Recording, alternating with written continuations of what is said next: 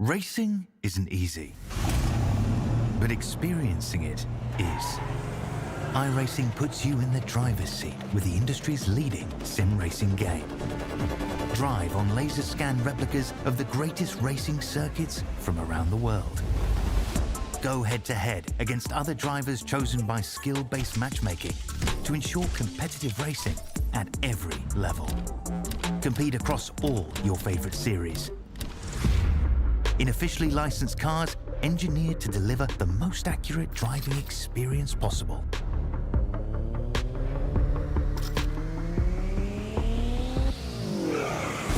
Join a race or host your own with players from across the globe. Race against the computer or in a league with friends. Feel the thrill behind the wheel. Visit iRacing.com.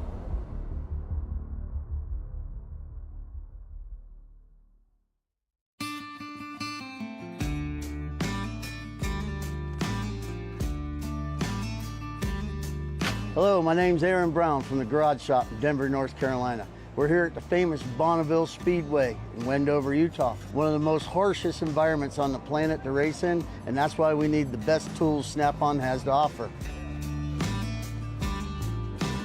What we use here to pump up the oil in our race engines to prime them is this Snap-on screw gun. With its variable speed and high torque, this allows us to spin our oil pumps up to 1,500 RPMs, creating 70 pounds of oil pressure, which helps us get everything settled in, nice and happy, and turn the hot oil through the engine. Compact, lightweight, and able to fit in really tight spaces. Its 9-position clutch allows us to torque things, nuts, bolts, from 8-inch to 50-inch pounds. Small size and high performance helps us get into many places on a race car where normal tools can't. Under the dash and the engine compartment, we also use this to drill a lot of holes in very tight spots.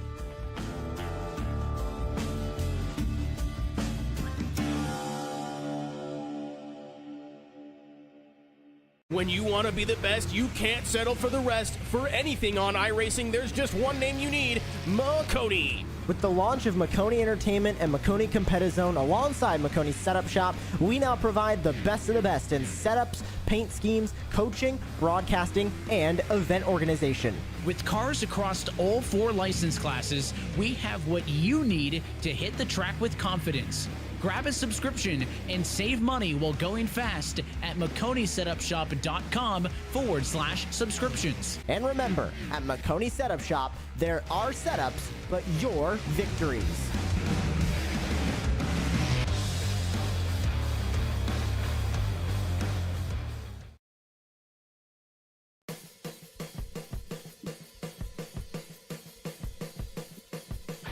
Alrighty, folks, welcome in. It is time for the Ignition Zone pre-race show here on the Collegiate iRacing League channel. Excited to have you all here for round 2 of the regular season coming up at the 2-mile Titan that is Auto Club Speedway in Southern California. Alongside me tonight, Brad Daniels. I'm Alex Gagnon. Welcome, everybody. Brad, how you doing tonight? Great, Alex. I'm ready to see some fast-paced racing here, and I think Auto Club has a lot to offer tonight. Yeah, historically, for the CIL's purposes, it almost always does. It's one of the best tracks, I think, that we come to year in, year out. There's a reason that this track, I think, if I remember correctly, has the most visits of any track in the history of the Garage Shop College Cup Series. This race marking the 8th time in 11 seasons that this series will compete at this track. It just puts on such great racing with how wide the track is. Absolutely, Alex. Over 75 feet from apron to wall there. That's 7.5 stories. That's just asphalt. Just absolutely towering amount of asphalt there. And I'm telling you what, that offers for a lot of probably 3 and when we look at the back of the pack, we're probably going to see a bunch of 3-wide, 4-wide racing, because really once things stack up here, it gets a little crazy. It definitely can, especially those restarts. They can get really hectic with people driving it in all sorts of angles. But talking about Auto Club here, obviously this is the second race of the year for the regular season. So let's take a look at this calendar real quick, get a gauge of what's happening. And you can see on screen, just got a crazy bit of echo in the in my head for a second. You see on screen, Auto Club, the second race of the regular season here. We were just at Talladega last week, and we'll get into that momentarily. But you see this, and this is the start of a 4-race stretch, Brad, where a lot of these non-restrictor plate ovals will kick off this early part of the year, and we don't vary from that until we get to Road Atlanta in October. So this is the start of a stretch where you really got to be locked in as a driver. This will be a really make or break stretch of races as far as getting your seating together to try and make the postseason. Absolutely, Alex, and each track has something different to offer. Tonight, Auto Club, probably the fastest of these 4, but also the most action-packed in my opinion. Kansas has a lot to offer, and also Texas and Nashville are just crazy among themselves, but I think tonight everyone watching will be in for a show of a race. Yeah, I think you're right, but speaking of a show of a race, let's talk briefly about Talladega last week, Brad, while we've got a second. That was a race that really was kind of an insane one. The kickoff of the season, obviously Mario Miranda winning that one, who actually was the winner of that race. He'll be joining us a little bit later in the show here tonight. But he put on a masterful display, going up at the front of the field, getting involved in a late wreck, rallying his way back. Fair bit of cautions, but a lot of action at the front of the field. Absolutely, Alex, and we kind of saw the power of teammates through Oklahoma there to push each other up to the front. I mean, no matter what, it seemed like Mario made his way back up to the front. Like you said before, he had that incident at the very end, and he was able to overcome it. And we saw a couple other teammates, such as Clemson and a couple other schools, try to make their way to the front at the end of that race, but Oklahoma showed their overall dominance at that race and really are trying to show that they are here to stay in the CIL for this season. Yeah, it really was a statement victory, I feel like, not only for Mario Miranda, but for Oklahoma as a whole. I mean, it's a huge boost for them. This is the biggest group of cars that they've ever brought to a CIL season. They had 3 drivers last week for Talladega, and imagine we'll see the same here tonight. As all these cars are starting to get out on practice or out there during practice, getting comfortable with the cars. And this will be, I think, the first true test that we have this season for these drivers to see how they stack up on this field. Talladega, such a roll of the dice with these restrictor plates, keeps everyone bottled together. I think this is going to be the first race where we really see the gap in driver skill and driver preparation really come to the forefront. Absolutely, Alex. And I think another thing that comes with this race is seeing how teams practice and strategize for this race, because Talladega, like you said, really it's just a toss-up for who's gonna be at the front at the end sometimes. But Auto Club, you have to know how to really drive it into the corners and figure out how to pass somebody without absolutely obliterating your tires, and then also making it out of all these wrecks. Well, hopefully not a bunch of wrecks, but out of some of these wrecks we'll see tonight, because it is going to be there's going to be a bunch of slide jobs, I'll say that, because this car gets a little light coming out of the corners, especially, in my opinion, turn 4. Helped if I unmuted the mic. Especially turn 4. And even though Auto Club is as wide as it is, we will see tonight the exit to turn 4 deceptively narrow. The line carries you, whether you're on the high side or on the low side and swing back up. The line carries you right up to that outside wall. And if it was another 2 feet away, I think everyone would get through there no problem. But that particular exit of the corner is just a little more narrow than you expect. And we see so many cars slap the wall there off of 4. I think back to, it's the season, I want to say it's season 3 race at Auto Club a couple of years ago, where the top 5 cars in the final lap all go up the hill. They all follow each other up into the outside wall, and it's a complete scramble drill to the line. Not something that we've seen anytime recently, but it just goes to show how quickly that can come up. But let's take a look here at the points, and then we'll have an opportunity to talk to Mario Miranda momentarily. But let's see these points after the opening week. Even though Miranda won, Brad, he does not lead the points nature of the stage points for the first time in CIL history. Absolutely, Alex. As you can see, Andrew Williams takes that title at the moment. Mario locked himself into the playoffs with that win, but currently we have a top three of Andrew Williams, Mario Miranda, and Logan Smith from Auburn here. After last week's great race, you can really see that pretty much these top 10 drivers pretty much had a solid finish. Obviously, the stage points helped them out in the standings, but I think this race you'll see a little bit more of a mix-up with the top 10, and we'll see maybe some of the common names we see in the top 10 bring their way up through the standings. Yeah, and I think that will be the case as the points continue to scroll on your screen. A couple of notable finishers there in the top 20, former winners like Andrew Stagey, Daniel Nanny, Clint Halterman, all there in the top 20. Folks like Walker Green for Auburn, who had a really solid run going until very late in that race at Dega. So it's still a lot to play for here in the early going. Jake Cummings currently scored 21st in the points. He was last season's winner at Auto Club. Could he repeat tonight? That is a question several of us, myself included, are asking. And you see, you get deeper into this field, and there's some big names stuck way back there. I mean, I see Muhammad Alif there in 36th, Brad. I mean, this is certainly a race I think we'll really see him shine and work his way back up the standings. Absolutely, and a couple of other names like Zachary DeWale, Alex Helenar, Austin DeLong, and even there's some more that missed the race last week that really can find success here at Auto Club, I think. Yeah, and speaking of finding success, it is time for us to talk to the winner from last week's race, joining us now in the booth.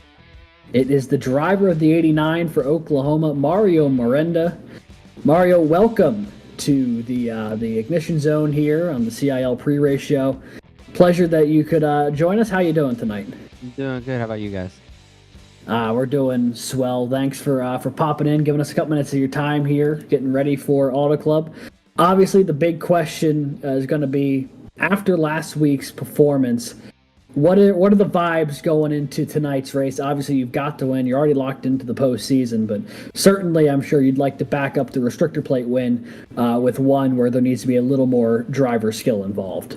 Yeah, of course. The team feels really good right now with everything, especially after last week. So we're really confident into this race. Sky has done really well in the past at 2.5 milers. John, the new addition, I don't really know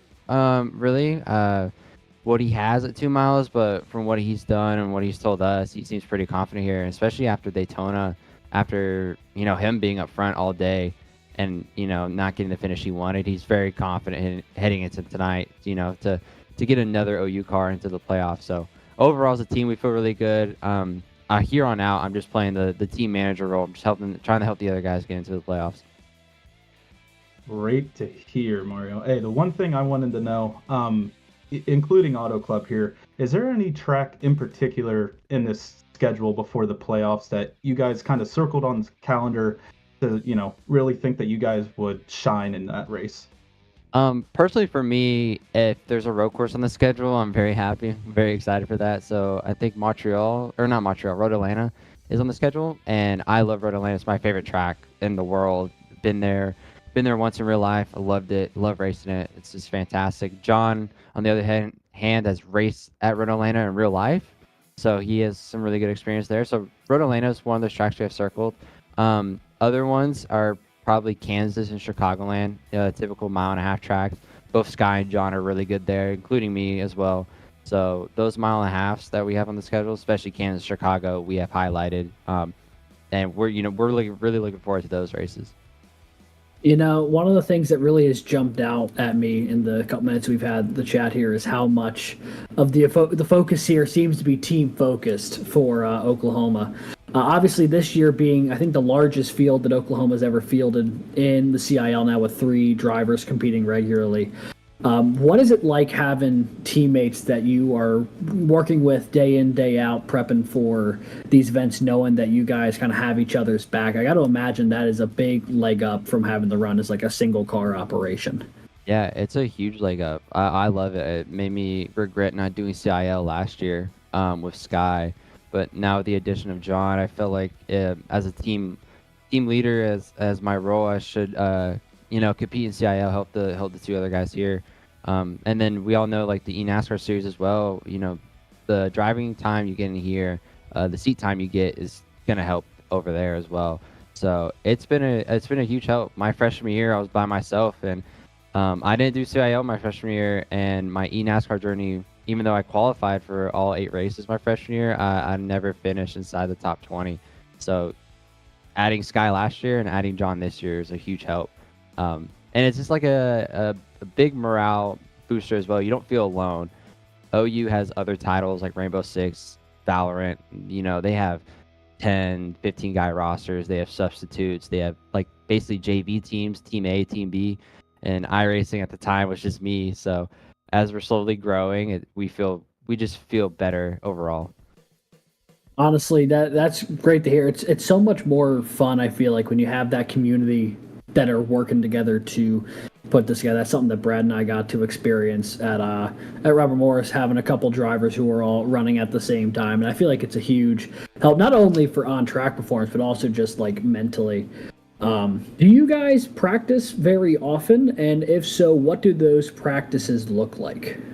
We have a planned meeting every Sundays, and it's mostly not even a practice. We run officials a lot.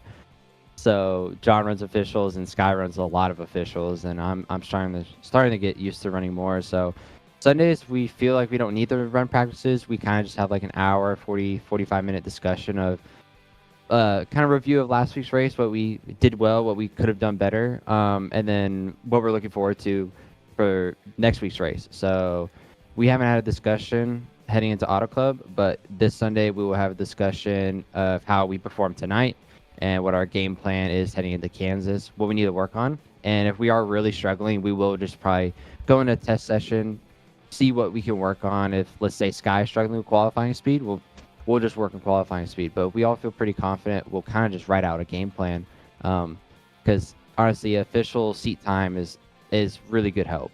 And there's nothing, you can't practice for stuff like that. And I tell the guys, you can't practice for stuff like CIL or eNASCAR. You just have to just get that seat time. Be really confident in the car you're driving. Alrighty. Well, Brad, you got any other questions here for Mario while he's had an opportunity to join us? No, I saw a little dog run behind him. That's about all I've got. I guess we'll end it there. A final question. Tell us a bit about the dog. Oh yeah, the dog is my girlfriend's dog.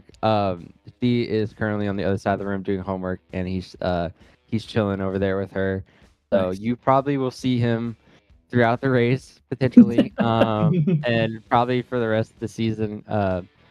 So yeah, his name's Wrigley. Girlfriend's parents are really big Cubs fans, so if you see him, to the audience watching, that is Wrigley.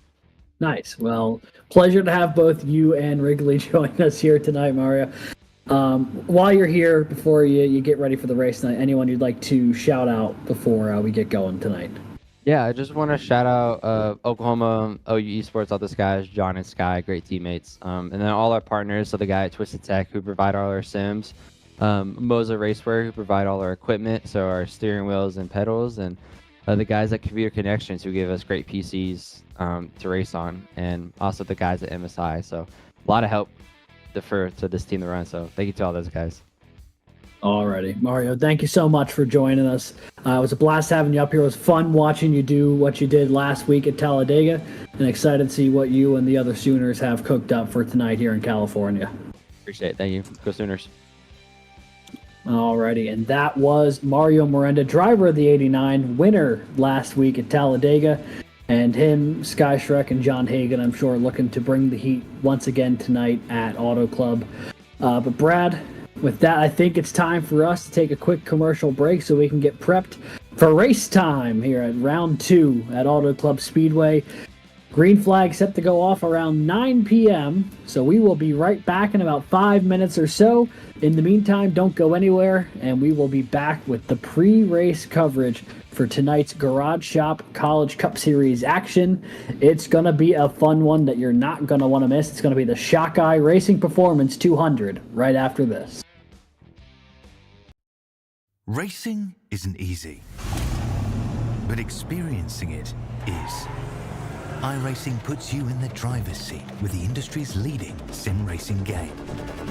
Drive on laser scan replicas of the greatest racing circuits from around the world. Go head-to-head against other drivers chosen by skill-based matchmaking to ensure competitive racing at every level.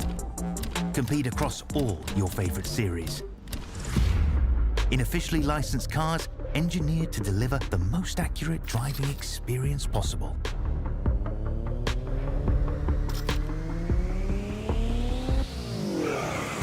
Join a race or host your own with players from across the globe. Race against the computer or in a league with friends. Feel the thrill behind the wheel. Visit iRacing.com.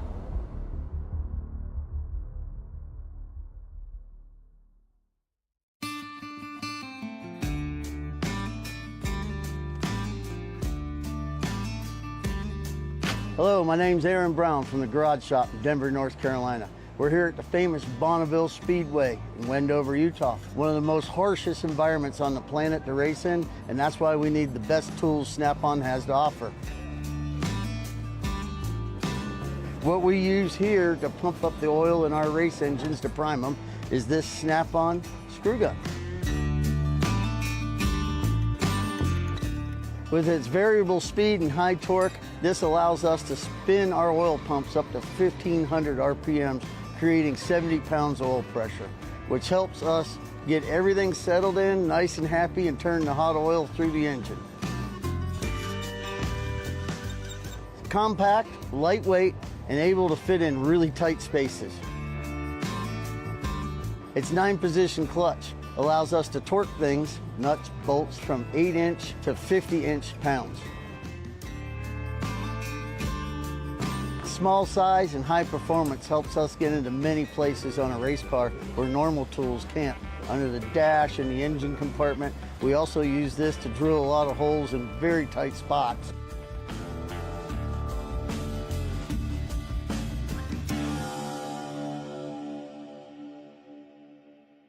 When you want to be the best, you can't settle for the rest. For anything on iRacing, there's just one name you need, Makoni. With the launch of Makoni Entertainment and Makoni Competizone alongside Makoni Setup Shop, we now provide the best of the best in setups, paint schemes, coaching, broadcasting, and event organization. With cars across all 4 license classes, we have what you need to hit the track with confidence. Grab a subscription and save money while going fast at MakoniSetupShop.com/subscriptions. And remember, at Makoni Setup Shop, there are setups, but your victories.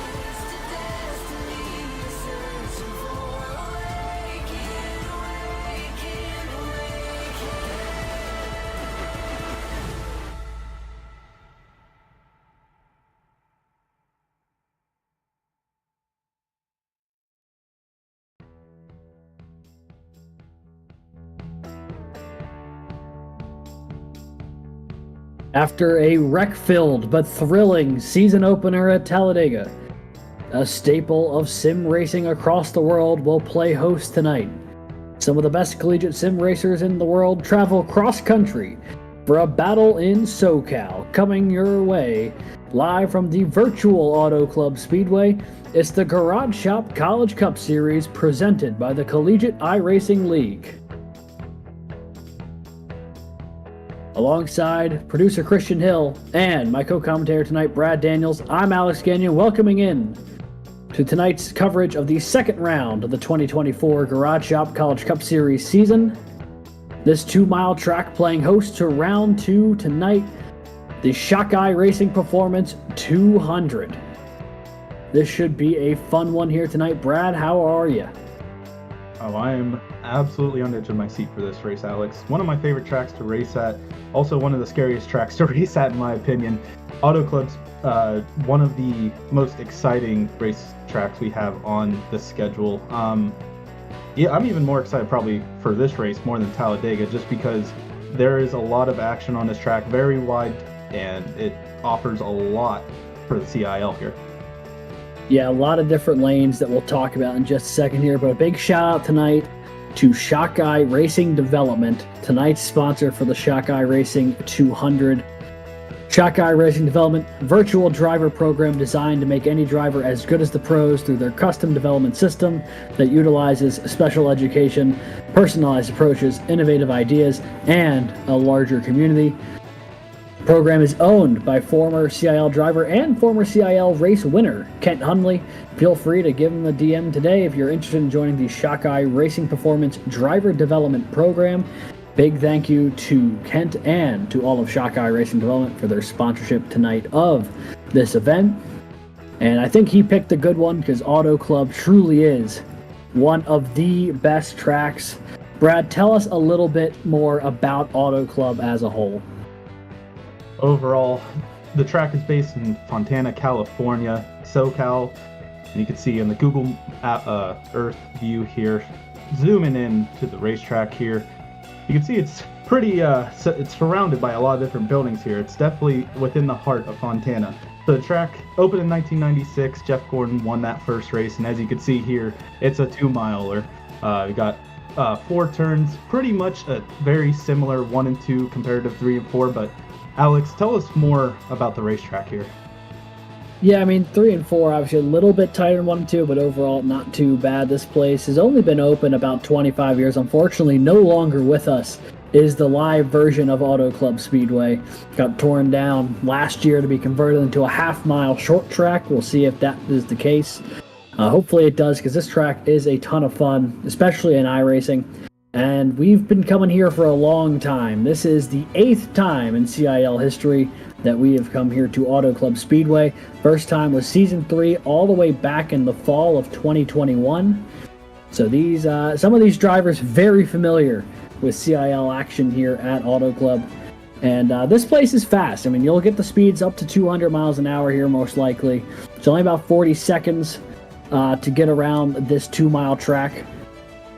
And yeah, no, I mean, this is just a staple of CIL racing, of the Garage Shop College Cup Series. This is truly one of the best places to be.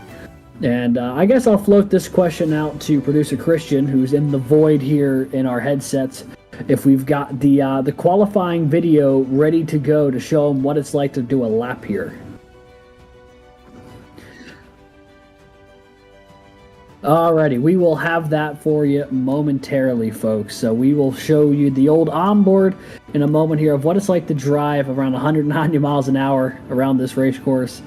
And, you know, I come into tonight, Brad, and my first real thought is this is the test. This is the benchmark that drivers are going to use to see how they stack up compared to the rest of the field. Knowing that this is not a restrictor plate track, this is for points. This is truly the first real test, in my opinion. Absolutely, Alex. And this track, you have to have some skill to get out of these corners. Make sure you're not gunning it out of the corners here and spin yourself out. Well, let's see exactly what you're talking about there, Brad. Let's do the onboard, the qualifying lap here at Auto Club, and we'll be joining the 26 of Edward Sanchez for Baruch College. And let's see how he attacks this course. Obviously starting low on the front stretch, getting down to the apron, trying to make this track as short as possible on the front stretch before going way up there to 1 and 2.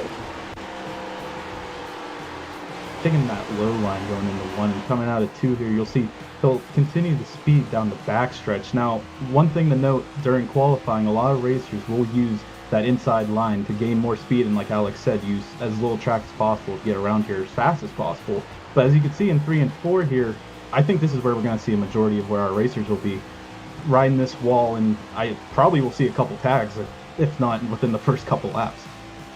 Yeah, it's such a fine line running up there, but Auto Club is such a fun track because there are so many different lanes you can run here. You might have a car that's really well set up for the high side, a car that might be really good at ripping the apron.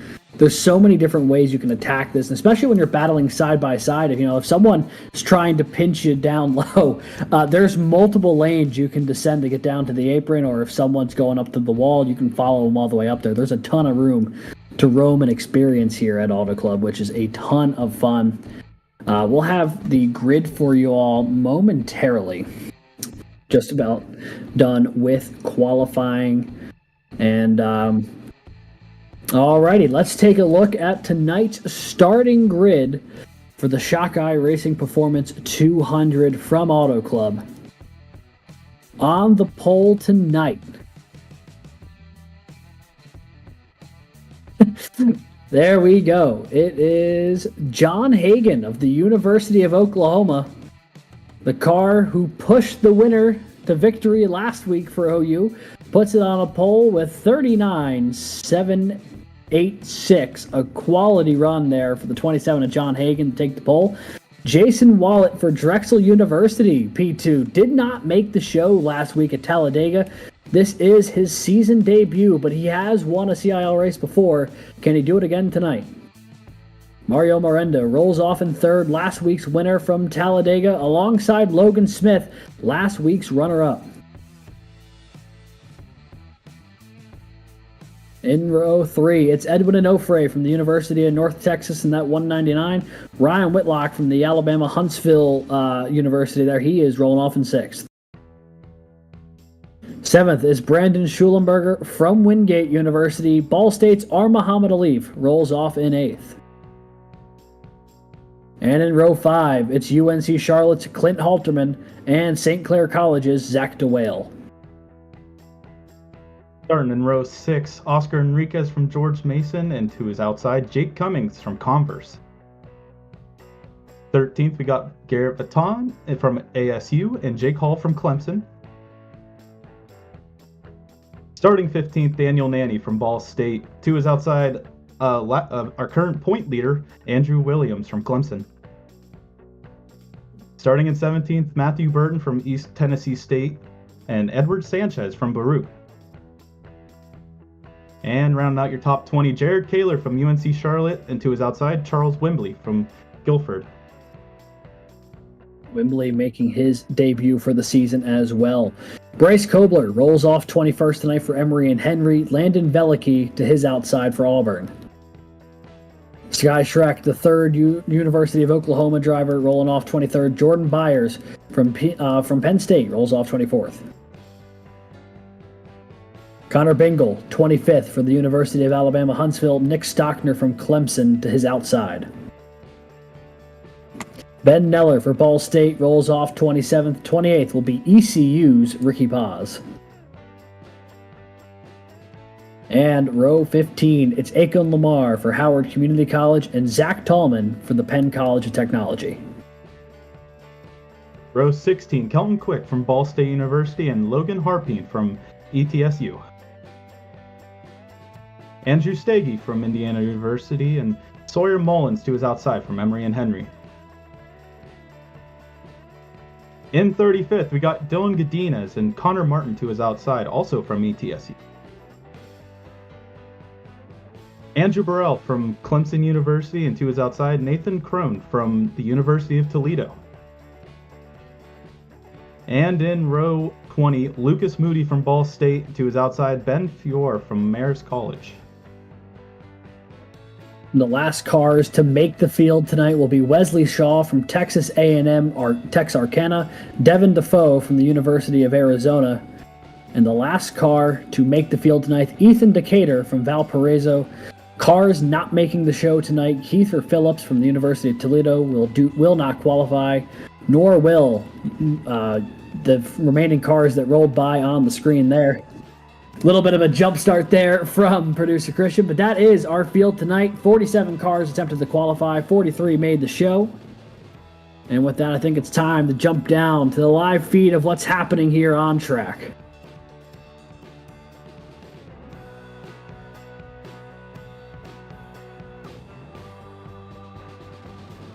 So this field on pit road, just about ready to get going for the first time tonight. The anticipation you can start to feel in the air. A great qualifying effort from the Oklahoma drivers there, Brad. Obviously with Hagan rolling off first and Miranda rolling off third. But how about Jason Wallet rolling off second for Drexel there, front row outside after not making it at Talladega last week? Absolutely, Alex. He's come back with a vengeance here, trying to make sure the CIL didn't forget him, even for one race. He has the speed. And Alex, while we get the formation lap going here, who's your pick to win here, Fontana? Oh, loaded question for sure. 43 cars. 100 laps should be an interesting one to try and sort out. Those Oklahoma drivers, though, they've been dialed in so far this season. Would not be surprised if it was one of them. While we've got a second here, let's take a quick look at the race analysis. 100 laps tonight, 200 miles. The stage break at lap 40. Pit window is estimated to be around 48 laps tonight, so they will need to pit again in that second grouping. As you see, Miranda actually peel off toward the back of the field. Not sure what's up with the 89, but he's letting a lot of cars roll on by here. Looks like he's got an EOL from the looks of it, so he might be trying to do a last to first challenge. We'll see if he can get his way back up through the field. He certainly might, but as he gets to the tail end of the field here, the rest of this group is making their way through 3 and 4, and they are going to be roaring and ready to go. Pace car peels off. John Hagan of Oklahoma, Jason Wallet of Drexel. They're going to make their way to the line. And here we go for the first time tonight, racing at Auto Club.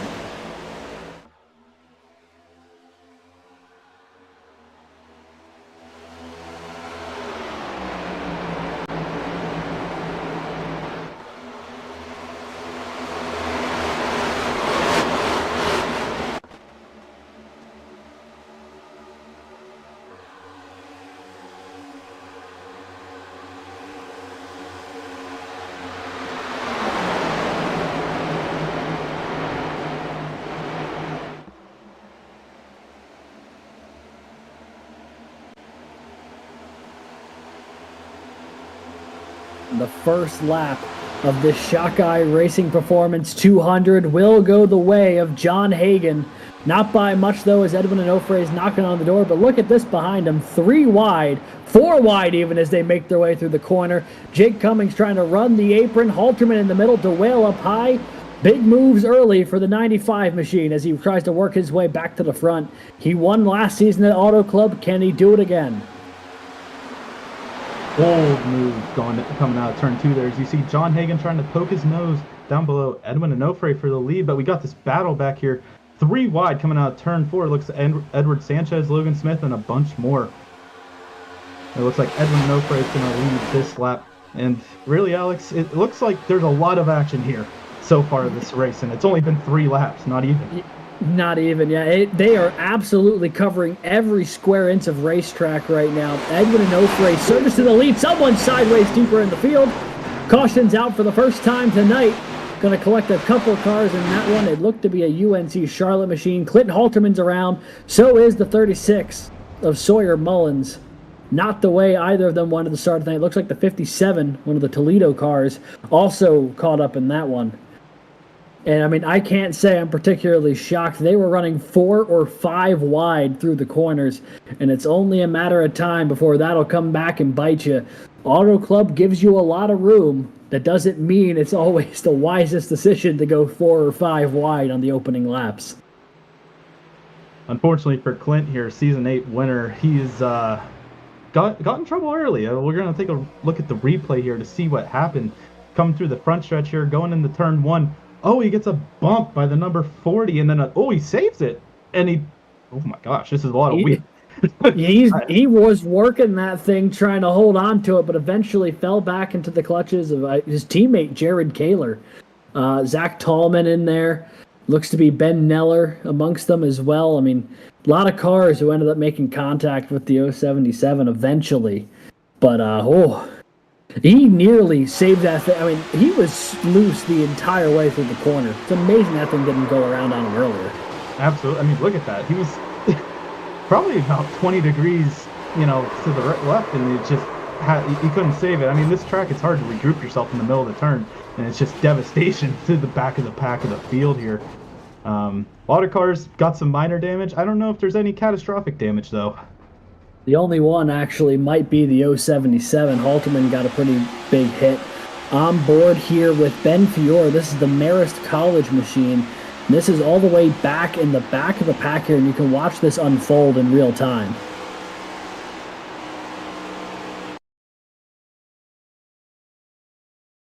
And then, everything just locks up in front of him.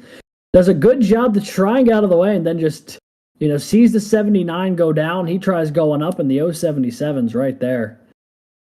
But not very significant damage. Ben Fiore looking for a much better run than last week.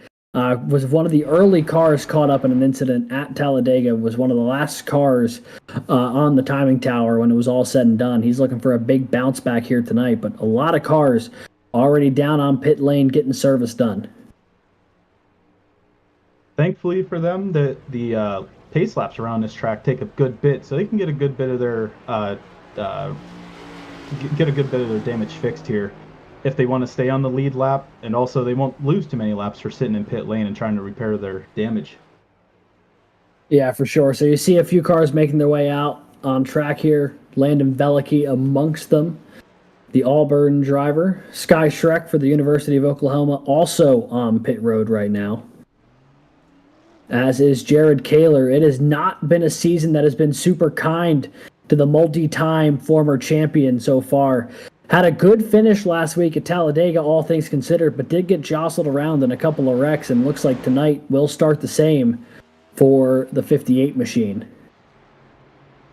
Ben Neller, another car for Ball State on pit road here, now down and away.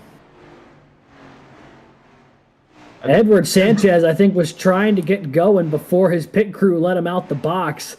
Boy, he was revving those tires trying to get out of there, but the 26 for Baruch will continue to remain in pit road. And of course, Alex, with these, you didn't see it at Talladega, but cold tires probably played a good factor in that wreck.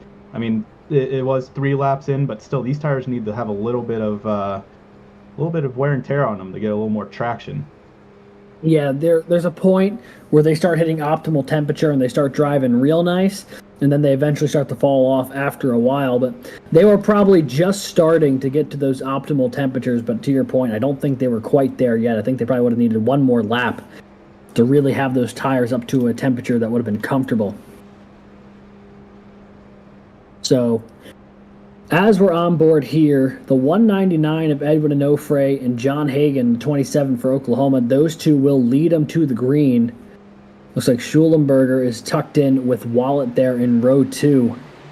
Edwin Onofre has been a long-time driver here in the CIL. He's been here as long as I can remember, and Brad, we got here as early as season 3. But Onofre still looking for win number 1. Could tonight be the night? Obviously, he qualified well. He's got the lead now. What will he do with it when they hit the restart zone? Green flag, and Onofre gets a huge jump on that inside line. You see John Hagan taking that super low line into turn 1 here. Yeah, they did a little switch going in the 1, and Onofre slipped up to the high side. Hagan dropped down to the bottom. And here comes Jake Cummings looking to the inside of his former teammate Brandon Schulenberger. The 95 for Converse going to look to try and take away P3 as Hagan makes a charge for the lead here on Onofre. See, Looks two like wide through probably the top 10 here at least, as we have some 3 wide action almost for second place there. As you can see, John Hagan makes that pass on Edwin Onofre coming to the line. A little further back, we got Jake Cummings and, well, Jason Wallett's pushing Brandon Schollenberger right past Jake Cummings as he has to settle for 5th right now going into turn 1. Yeah, the 95 got a great restart, but is struggling to get back in line here. And you'll see with Auto Club, it's not a restrictor plate track. The draft is not your live or die like it is at Talladega, but it is a massive help. As you can see on the outside lane, they got a little better linked up, and they'll get a little bit more of a run. 3 wide for the lead now. Wallet looks to the high side. Hagan defends in the middle as Onofre goes low. Cummings going to try and slide up to the wall. There is a car there, though. Schollenberger to his inside. I think the 95 trapped in the middle of a 3 wide situation at the moment. That he is. Look at that box for 3rd on back. Hagan has a hornet's nest behind him, and just you can see how wide they fan out in the corners here throughout the field. I mean, Jake Cummings is quite literally blocked at every, well, he was, and now it looks like they're back to 2 wide, but he was surrounded by cars as he gives Edwin Onofre a little bit of a bump going into turn 3. Schollenberger looks to the apron. They get around the 95. Jake Cummings says no dice that time around. A little bit of contact there with DeWale in the 95. Schollenberger takes advantage. He'll take away that spot moving up the P6. Look at the freight train here going into turn 1. Everyone all bottled up right now. No one can get away. John Hagan still has the lead, but he has a lot of hungry drivers behind him. Daniel Nanny now looking to the inside of Cummings for 5th.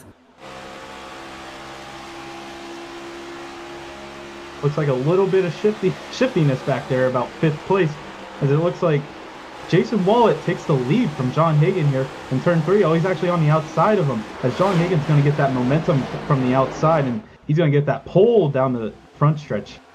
I think the hard thing about this track, Alex, once you're out of the draft, I mean, like you said, it's not essential, but it definitely helps a ton. And as you can see, Zachary DeWale actually pulls right up to the top 2 here. Sneakily working his way into a podium spot right now is Zach DeWale of St. Clair College. St. Clair, no stranger to victory here at Auto Club. His former teammate Robbie Vrabel Jr. has won here twice. DeWale now up to 2nd. He was right on the back bumper of Hagan down the back straightaway. Now looking high with Edwin Onofre in tow. The 100 of Zach DeWale, the reigning Alumni Division champion, going to look to try and take the lead away here from Hagan. Right now, though, the Oklahoma driver in control as they make their way down to lap 12.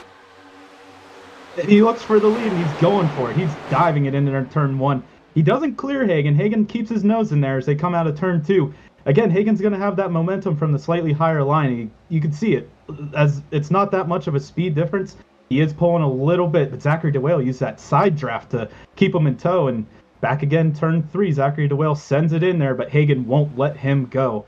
As you can see, Edwin Onofre's kind of liking this side-by-side action. It's allowing him to jump back into the... Oh, Schollenberger sideways!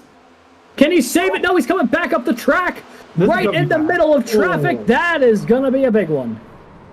Massive wreck down the front straightaway. It started with Brandon Schollenberger going around, and it ended up collecting a whole host of cars in the process.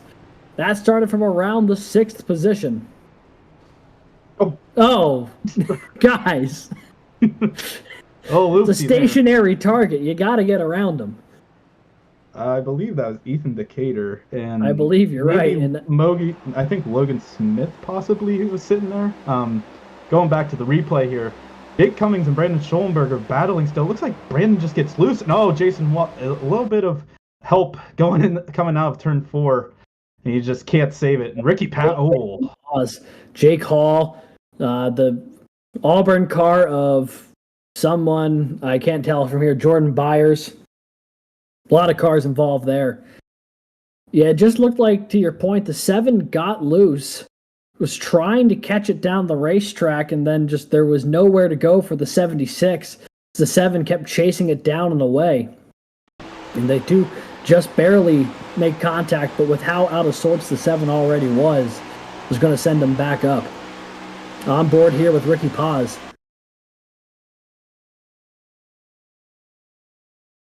Oh, man. He had nowhere to go. No. I mean, at Auto Club, you pick a line usually. I mean, it's a very wide track. It's not a racetrack like Darlington where you kind of hope that they don't come back up on the track, but still, you can see it causes a huge pile up for a lot of these cars in the middle to the back half of the pack. Yeah, and you see there's the last bit of contact with Ethan Decatur and one of the Auburn machines. I want to say that might have been Landon Velicky in the 62, who, if that was the case, his night has gone from bad to worse as he was also caught up in the initial incident.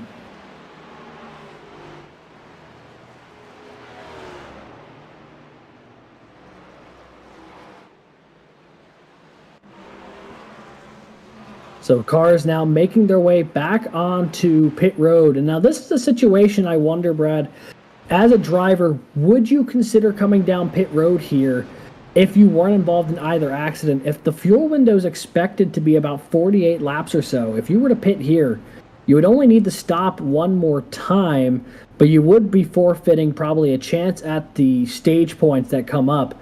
What would be your thoughts behind the wheel right now? Is this a risk that you'd be willing to take, or is it just so far from the end of this race that it's deemed a little too much off cycle?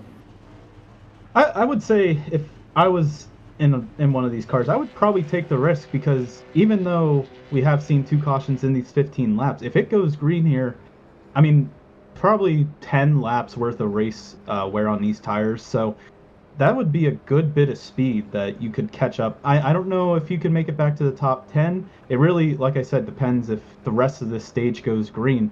But Alex, I honestly think that if you want to try and take the risk, I would say with outside the top 10, might as well take the risk, because we see, I thought John Hagen was going to potentially go down pit road there, but I was mistaken. So the race stewards have deemed the incident between Schulenberger and Wallet to be netcode. I don't inherently disagree. Obviously, the 7 was already a little bit loose, but the contact between the two was, you could see there was still a bit of a gap between the 2 cars, so I don't think that's entirely a bad decision. I think that's a pretty solid situation there from race control. As we get ready here once again for this restart, it'll be John Hagen, Zach DeWale, your front row. Edwin Nofre hanging out there in P3. It's an interesting little mix at the front of the field here when you count Daniel Nanny up there in 4th as well. That inside lane, 0 CIL wins to their name to this point between Hagen and Nofre. Hagen, obviously, with this being his first season. But you have the outside lane and a lot of experience there. DeWale and Nanny, both of them multi-time CIL winners over the past couple seasons, so really makes it an interesting bet. I'm seeing a couple other new faces to the top 10. Muhammad Alif's up there. Matthew Burton in the mix as well. Charles Wimbley. Nick Stockner, I think, as well. So there's quite a few faces who weren't in the top 10 at the start of this race who are now. You see a couple cars going to try and race their way back up to the field here, try and get caught up before the start.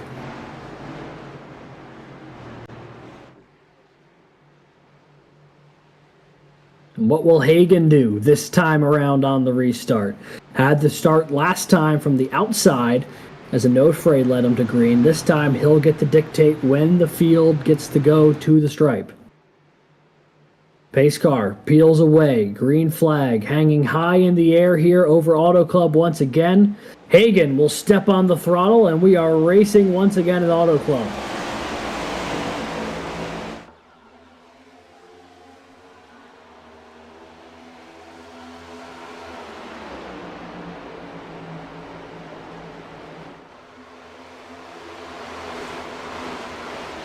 Look at how wide they fan out.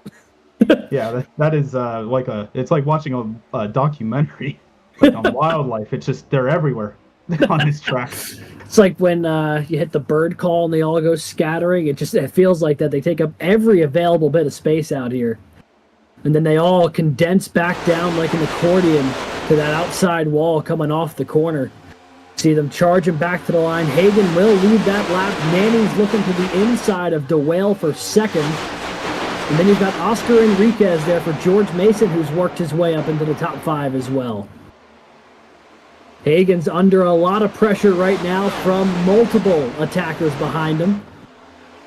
You see Nanny right on the back bumper, but DeWale and Enriquez not too far behind as the field double filed out a lot of the way back. Hagan's going to elect to defend the apron. That's where Enriquez went. Nanny running a lane higher. Can he generate a run here off of 4? It looks like possibly 3 wide for third place as Oscar Enriquez jumps, or no, that's Zachary DeWale jumps up into the outside line. And so you can see Daniel Nanny diving into the corner here, turn 1, and he clears John Hagan for now, but Hagan, I think, isn't going to go down without a fight as they come out of turn 2. He got a little loose there from the looks of it, but was able to stay alongside Daniel Nanny as they come roaring down the backstretch. Nanny, one of the Championship 4 contenders last season, almost got it done, but just came up a little bit short to Ohio State's Matt Morton, trying to redeem his season this time around. Takes the lead for the first time this year. Ball State will lead him to the line here on the inside. John Hagan, though, has a lot of momentum from all those cars stacked up behind him. DeWale, Enriquez, and Onofre all tucked in behind the 27 right now as they made their way back in the turns 1 and 2. A lot of purple, a lot of green up in the front right now, and a couple of Oklahoma cars. And you see Mario Miranda has worked his way back into the top 10 as well. Did not take long for last week's winner to get himself back in contention as Hagan gets around the inside of Nanny, retakes the lead. But here comes Ball State back to the outside in 4. Absolutely. I feel like this battle hasn't ended in these last 4 or 5 laps. Have just been taking punch for punch here, and as you can see, Daniel Nanny roars past John Hagan, but as they go back into turn 1, it just looks like Hagan loves that bottom line, and Nanny's trying to pinch him down to make sure he can't really get that much of a freedom coming out of that corner. And really, the cars behind him, like DeWale, Oscar Enriquez, Edwin Onofre, are just trying to keep themselves within the draft, close to him, and make sure they don't get away. As you see, DeWale moves into second, taking that ultra high line, and it looks like a couple cars will follow him. I don't think I can express how astonished I am right now with the amount of 3 wide racing happening in the top 10. I mean, these guys are fighting for every position out there right now. Here on lap 21, I mean, it's just truly some incredible stuff. So actually a little bit of contact down the back straightaway last time with Miranda and Cummings. Wonder if it'll happen again this time around. They're almost 4 wide. They'll kind of fan back into 3 and then 2 here on the back straightaway. Nanny leads. He's got a mirror full of Hagan, Zach DeWale behind them. I mean, just look at this as they fan out into 3 and 4. 5 different lanes for the top 5 cars. What other track can you do that other than Auto Club? Absolutely. And you can look at the timing table, the top 12 are within a second of each other still. I mean, it still feels like they're at Talladega's. They look like they're 4 wide for, I believe that looks like 6th or, well, about 8th place. Look at how tight things are getting there in the back end of the top 10. Stockner, Wallet, Wimbley, all bottled up there in the corner. They're 3 wide. Down the back straightaway, Clemson now side by side. That is Drew Williams and the 124 of Nick Stockner, the battle for 9th. Muhammad Alif just ahead of them. 3 wide battle of Miranda, Enriquez, and Onofre there. Big slide up from the 89, clears himself off the nose of Enriquez. Got to imagine the George Mason driver not too happy about that one as they make their way back in the 1. You could see he was giving them that ultra push down the front stretch, telling them, hey, I'm still here, buddy. It looks like, yeah, Andrew Williams, current point leader, coming out of turn 2 on the inside of Muhammad Alif, trying to make this inside work, because you can see it's kind of a freight train at the moment on the outside. It's really, you get that, you don't drive as much on the bottom lane, but you lose all of that speed in the back side. And who is that? DeWale falling down the standings into the wall. I don't think that's going to bring out a caution, but he is really slow, Alex. He is incredibly slow. He's come to a complete stop on the outside wall and has gotten towed back to, or no, does not get, I thought he just got towed back to pit lane.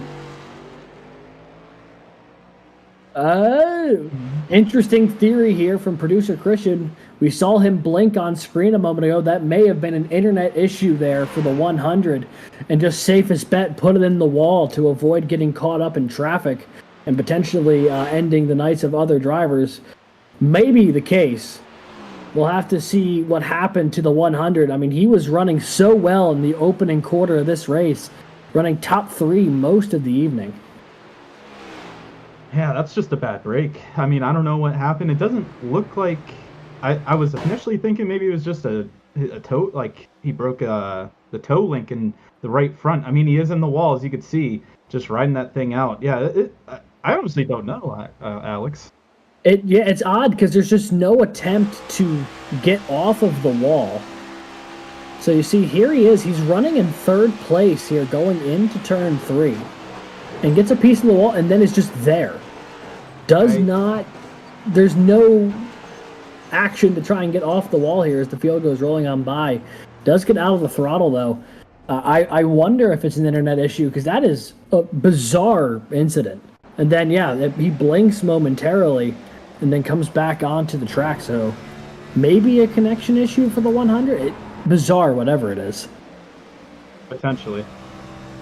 As we're riding on board here, we'll see what happens. I mean, watch that RPM on the gauge in front of you, folks. I mean, he's really... It's just like the whole everything... Oh, he's downshifting. Yeah.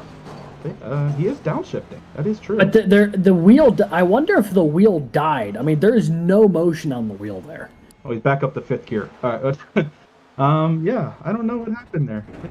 And then there it moves. Yeah, weird stuff. But either way, it will bring out our 3rd caution of the night.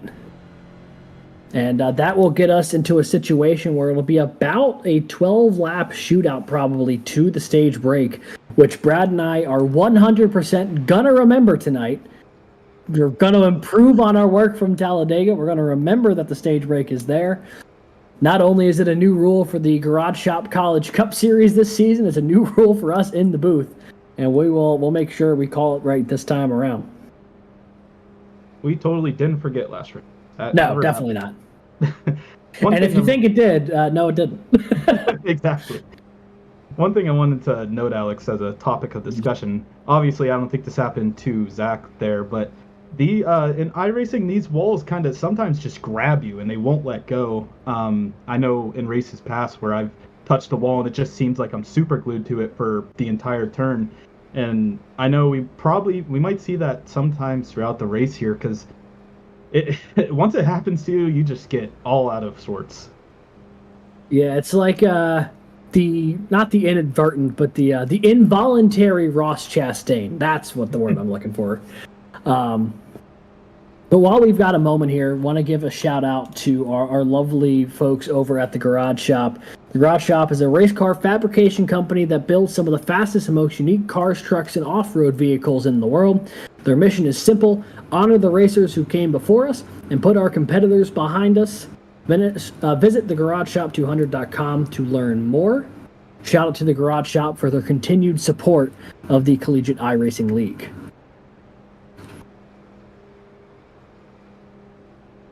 So we'll have a no fray on the front row. I'm trying to deduce who's that up there in the front row with them. It looks to be a Ball State car. Can't quite tell who it is. It might be Andrew Stagey. Oh, Ben Neller. Sorry, the 79 of Ben Neller on the front row. Devin DeVoe there in 3rd for Arizona. And then the 13 of Lucas Moody for Ball State there in 4th. So a little bit of a shakeup up at the front. The Oklahoma teammates P5 and P6 as we get ready to go here. Onofre and Neller gonna lead them to the green. Stepping on that throttle. Here we go once again. It's gonna be Onofre leading them with a clean launch in the turns 1 and 2 as the field ducks and weaves behind them. You see there's a lot of black and red cars here between Ball State and Oklahoma, taking up 4 of the top 5 here, and Edwin Onofre turned to a little bit of contact there. Yeah, someone got a piece of the wall. I think it was one of the Oklahoma cars. Might have been Mario Miranda. Scattered that top grouping. So now Jake Cummings will look to the inside of Hagan. Moody looks to the inside of Neller. Onofre continues to lead up at the front of the field. And we've got 4 wide behind him down the front straightaway.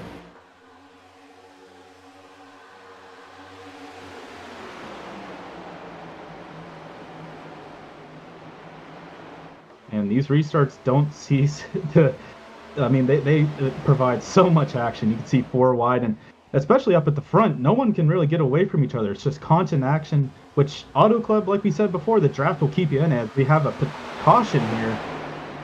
I don't exactly know what at the moment.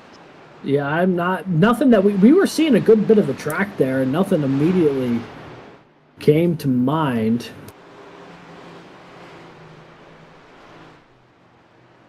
Ethan Decatur possibly in this one? We'll see in the replay. But going into Alex, one thing to note, we talked about that stage break at lap 40 here. Once they come out of this caution, I'm pretty sure the next thing, or the next caution will take them to that stage break, if there is another one, or lap 40. Yeah, it's scheduled for lap 40, but if there's a caution anytime within the 5 laps leading up to it, that would also count as the stage. This happening 10 laps before the stage break. So they will get going again right before the scheduled stage break, but we'll see if we can figure out what happened here, potentially with the 111 or the 19 of Ricky Paz. Both of them have already been caught up in an incident here tonight. Producer Christian just waiting to hear from the stewards what it is that happened out there on track. You can see a couple of damaged cars there, Brad. Jake Hall, Ethan Decatur, Ricky Paz, a few cars who have already been through a bit of a war tonight, and we're only 30 laps in. Absolutely. It's 70 more laps to go here. And I think there's a lot more 4 wide action, especially towards the end of this race. I mean, we can't win the race on lap 1, but it really seems like a lot of these guys are trying to charge to the front. It looks like the field is coming in here for this caution. I don't see too many cars staying out. A lot of takers down pit road here, particularly in the back part of the field. Maybe going to try and flip the stage. Jared Kaler among them. The 58 going to try and work on some of that damage he got earlier on in the race, and he is not alone.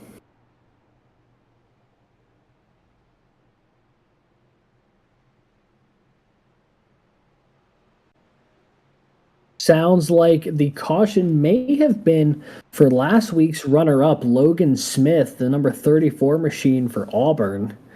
We're looking to try and pull that replay right now for you folks. We just heard from Race Control why they threw the yellow. Sounds like it was a single car spin.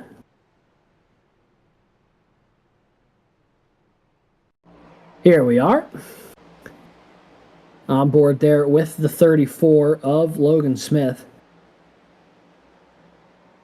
And that car just looped on him. He was having some handling issues from the earlier wreck. Big crash into the outside wall. Boy, that's a good thing this is the virtual series. That is going to hurt. Man, oh man. Yeah, a little bit of overcorrection into the wall there. You see it in real life, and it happens to the best of us here. As you can see, that's going to take him to pit lane for a good bit. I think he's going to have a good bit of time in the pits here, and potentially he might come back on the track to just score some points. The thing with these cars particularly, the next-gen cars are so delicate when it comes to overcorrection. They're kind of hard to spin out, honestly, especially if they're undamaged. But once you start losing it, the moment you try and catch it back up the racetrack, the thing will almost always snap on you and just create some really violent wrecks with that outside wall. And that's exactly what we saw happen there with Logan Smith. I mean, these things, for as sturdy as they are, when they're off balance, trying to overcorrect to catch it, more or less, can be a death sentence for your race. I mean, it can really be just so easy to loop these things the other way when you try to catch them. And the lights have gone back on here on the pace car. Not entirely sure why. I'm going to shoot a quick message over to Race Control, I'm sure. We'll see if we can figure out why we've re-added a lap unless people are trying to catch up.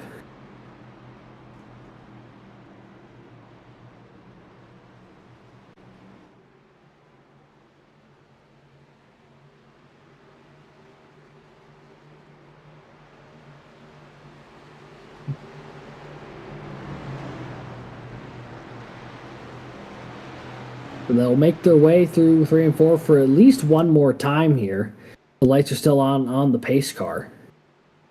We'll see if they decide to turn the lights off this time around to get going. Not entirely sure why they added an extra lap unless the field wasn't together just yet, which may have been the case.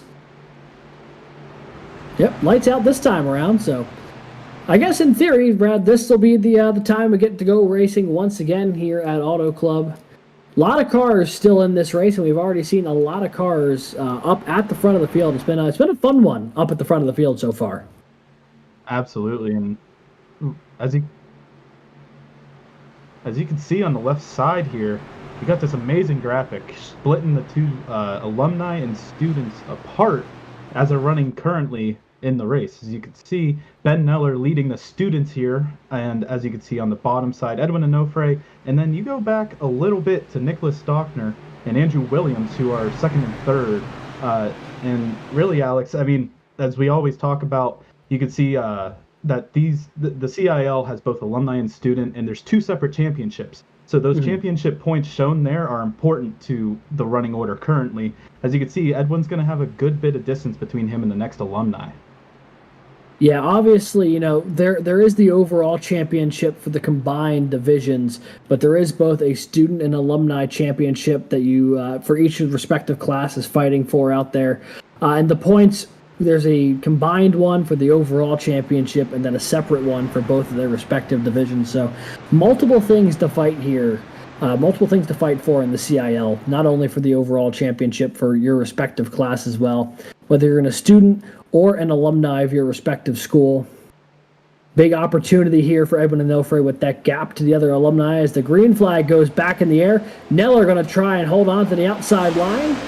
Did not get a great restart, though. John Hagan will slide into second, and they'll look to try and battle Edwin Onofre for the lead here in the turn one. John Hagan really wanted to make sure Edwin got enough room out front so he could take that second position, and now it looks like top five are going to slot into a single file line as we have a lot of battling back here out of turn two. 3 and 4 wide through the middle part of this field right now. Hagan dives to the inside of Onofre, looking to take that lead back. Jake Cummings going to try and follow him to the inside as well. The Converse University machine nearly makes the 199 run out of room there. The 199 got a piece of the wall. Not sure he's going to be too happy about that one. Neller going to go by on the inside as well, and then it's a big stack up behind the 199 as he's getting back up this competitive speed. Miranda, Alif, Onofre, all door-to-door through the middle of the corner. Look at that three-wide battle with Alif, Moody, and Miranda. Boy, they are going for every position right now. The stage break only 5 laps away. Absolutely, and it looked like potentially 5 wide there, but I think it was still 4 wide going into turn 3 here. Edwin slowly falling down the scoreboard here, falling back to his fellow alumni here, back with Andrew Williams and Nick Stockner, but as you can see, the multiple drivers in the pack trying to follow John Hagan here to the bottom of the track and go back up to the top side as we see them dive into turn 1 here, 3 wide for it looks like 8th place. This is the kind of race that shows just how important a spotter is, telling you where cars are, who's got to run, who's behind, who's above you, who's below you. It becomes so critical in these situations where you're going 3, 4, and 5 wide at a moment's notice to know where people are and how you can best run your line while not getting into trouble. On board here with Mario Miranda, we talked to him earlier in the show, and you can see it is a very focused but a very active on the wheel Oklahoma driver right now. He followed Edwin into the wall there for a little bit. The lead coming up the track and scaring him a little bit as we see Mario going to the backside of Edwin here, potentially looking to the inside, getting that run out of turn 2, and is able to make the passes. It looks like Nicholas Stockner here up in 6th place, trying to get all the points he can before this stage break, as Landon Belichick gets the push to Mario through turn 3. It looks like 4 wide here going into turn 3. Alex, everyone wants these points as they're bumping and banging through turn 3 and coming out of turn 4. There's a mess of cars back there. A mess is right. I don't have another word to describe it. Oh, and they're wrecking. You knew it was only a matter of time. Enriquez around. Veliki around. Neller. Multiple cars careening down the front straightaway. Calamity in Southern California. At least 10 cars collected in that one. And that will count as the stage break. That wreck was so heavy it nearly blipped half the field out of existence. Oh my. iRacing trying to process all of the calamity, couldn't even do it. Those cars were phasing in and out of existence. But for all intents and purposes, that will be the stage break here at lap 38. That will be counted as the stage break. So if we could get that top 10 up on the screen. I think there's going to be there's going to be a lot of people who got through this wreck and might find their way into some stage points here, which might be the greatest thing. As you can see, John Hagan went here, stage for Auto Club here. He's going to get those extra points, as iRacing still hasn't gotten its act together here, making sure we keep watching the cars that we can. Oh my goodness, that's something. Well, Jake Cummings second, R. Muhammad Ali third, Miranda fourth, Stockner fifth, Williams in a no-fray 6 and 7, Bryce Kobler 8th, Lucas Moody, Matthew Burton. Supposedly the driver's getting stage points. But man, I mean, it looks like a disco out there right now. They're just partying it up, but something has broken here in iRacing. Oh my goodness. If folks are light sensitive, I would advise closing your eyes for the next little bit. We'll let you know when this stops. But my goodness, what is happening here? Yep. And as we go through this stage here, it looked like a good bit of the field's going to be taking that stage break as a good use to get some new tires, reset. There's a couple big ones here, Alex. I honestly wasn't expecting a lot of big wrecks. I was expecting a couple, but it's been a lot of dents and a lot of good racing as well. We've seen a lot of great shots here of 4 wide, consistent 3 wide racing, and Alex, if that's anything to say for the back half of this race, I think we're going to be in for a real nice finish. Yeah, it's the two things I think are hand in hand at the moment. Between on one hand, we've had some phenomenal 4 and 5 wide racing. We've also had some massive wrecks so far, and something tells me the two might be related. But no, it's been crazy how everyone, especially in the early going on these runs, has just decided that it's go time right off the bat. These restarts has been the prime opportunity to gain ground, and everyone's going for it. There's no give and take at the moment like we saw a little bit with Talladega. It's all take right now. And I think that's why we've seen a couple of big wrecks, especially up at the front of the field.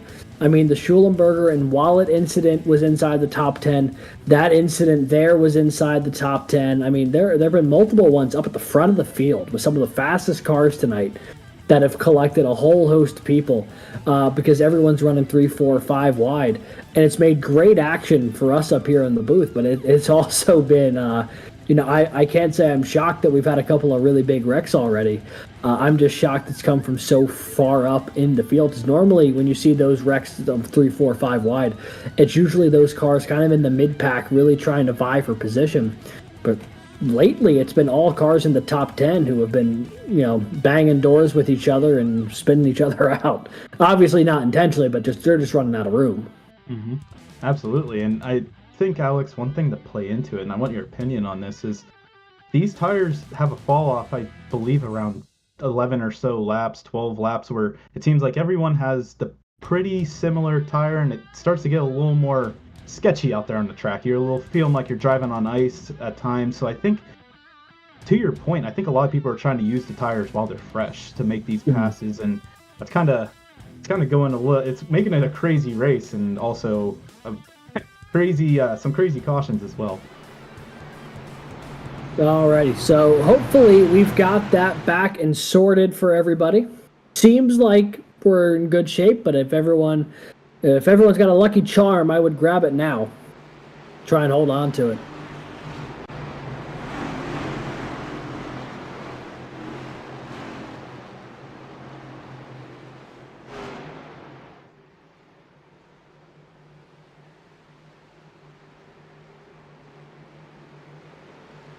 Well, we are back here at least with the live feed, which is the most important thing. So we'll be able to bring you more coverage here. The back half of this race just about ready to get underway. This is stage 2. They'll be going around lap 40 or so. Hagen going to lead them to the line here. And we are racing once again at Auto Club here for the second half of this one. Hagen with a great launch to lead them into turn one. The field got really spread out behind them. As you say that, it looks like it gets bunched up as well. You get one person makes a mistake and everyone has to take evasive action. It looks like just a couple of cars might have taken it easy in the turn one as we have 2 wide going back through the field. As it looks like John Hagen might be pulling away with the thing as there's contact going into 3. Ultimate around. Oh. Got a piece of Matthew Burton. Zach Tallman around as well. Well, we watched that one happen in real time. Man, one thing about this racetrack, you get behind the car in the draft, you can't tell what's going to happen, but you also don't know when the car in front of you is going to break. So I think that might be the case where somebody might have sent it in too deep or something along those lines, Alex, it looked like. Yeah, it certainly seemed like they were going into the corner and just immediately it looked like the 077 was going to dive in as the 36 was coming up the track to try and get a better angle into the corner, I suppose.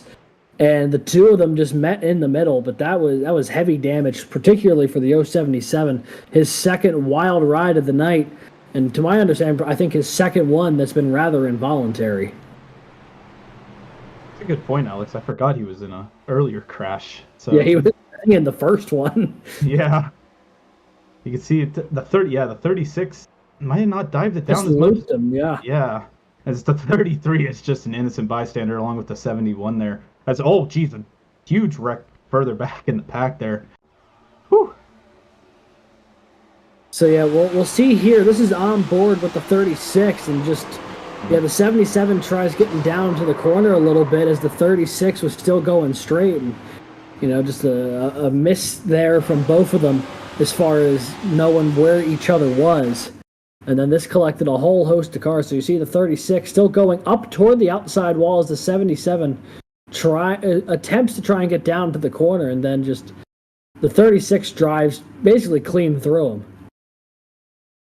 Yeah, I mean, there wasn't much you could do there, especially for the 33 there, just trying to stay out of the way. But yeah, the 36 didn't really dive it too much into the corner, and it looked like the 77 was ready for him to dive it a little lower than when where he went. So yeah, that was another instance of just someone sending it in and someone not sending it in deep enough from the looks of it.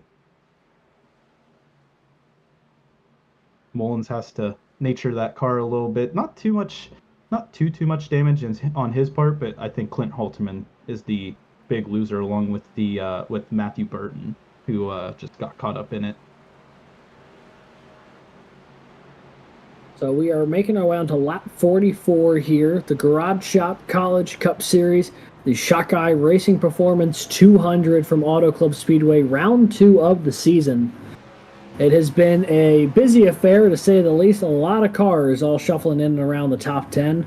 A lot of incidents inside said top 10. That's another one to the tally. I think that's now 3 straight incidents inside the top 10 here in the past 15 or so laps. So it's nowhere has been safe tonight, it would seem. But while we're here, let's take a quick moment and thank a few more folks who make this possible. Obviously, first, the Garage Shop, race car fabrication company that builds some of the fastest and most unique cars and trucks, off-road vehicles in the world. ECAC Esports, big partner of the CIL this year, adding value to its member schools by enhancing the competitive experience for hundreds of students seeking to participate in intercollegiate esports. Also want to give a big thank to the McConey Setup Shop, the official setup shop of eNASCAR, the home of setups, paint schemes, coaching, and more. Big thank you to them. They provide all of the setups here in the CIL for Season 11. And Whiplash SimCams, Esports Media Group specializing in racing and team graphics, iRacing camera packs, and other broadcasting resources. Big thanks to them as well. And of course, to race sponsor Shockeye Racing Development for helping put this race on tonight. Well, we're almost at the halfway point here. We'll do a quick run through your top few cars as we get ready to go racing once again. Hagen will be leading Jordan Byers, who is outside up toward the front. Jake Cummings, Mario Miranda, row 2, R. Muhammad Alif, Edwin Onofre, row 3, Drew Williams, Andrew Stagey, row 4, then Lucas Moody, Andrew Burrow, row 5. Pace car will peel away here, the field getting stacked up, ready to go once again. And here we are. Hagan will lead them to the green flag once again, get a great launch for the 27. And Mario Miranda will push the 8 into turns 1 and 2 as Jake Cummings tries to make his way up there in the second.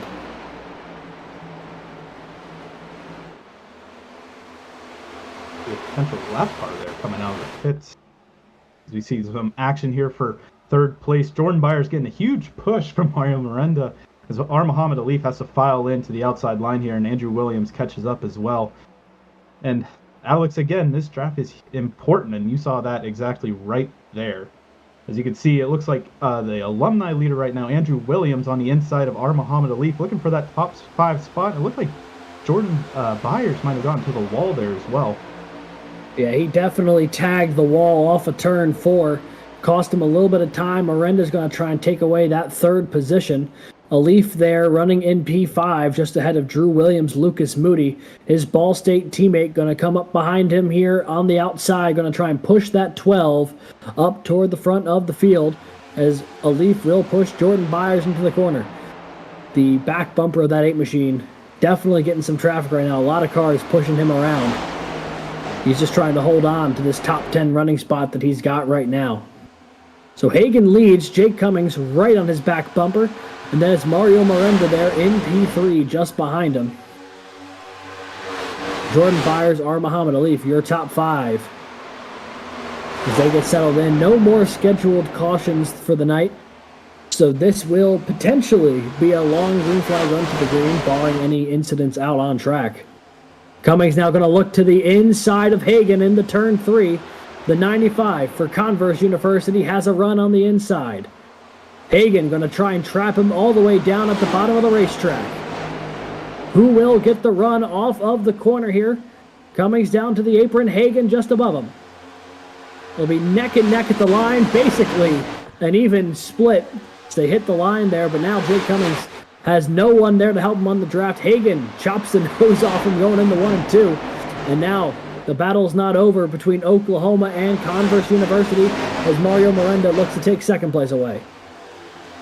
I think Jordan Byers is going to help Mario Miranda take that second position as Jake Cummings is stuck on the inside line, trying to keep that podium position for the moment. And it looks like he's diving on into the inside as we have a little bit of 3-wide action behind there. And it looks like I thought that was going to be it, but it looks like Jordan Byers gets into the wall, and they have to take some evasive maneuvers down to the bottom side of the line, track here. So on board here with the 95 of Jake Cummings. There is the Converse University driver on board. Dialed in right now is the 95. He has only got 2 cars and 1 school he needs to chase down here to try and get to the front. That Oklahoma pair just ahead of him. Great run down the back straightaway for the 95. He's going to look about 2 lanes from the bottom to try and get this run through the corner. What will he have for Miranda this time around?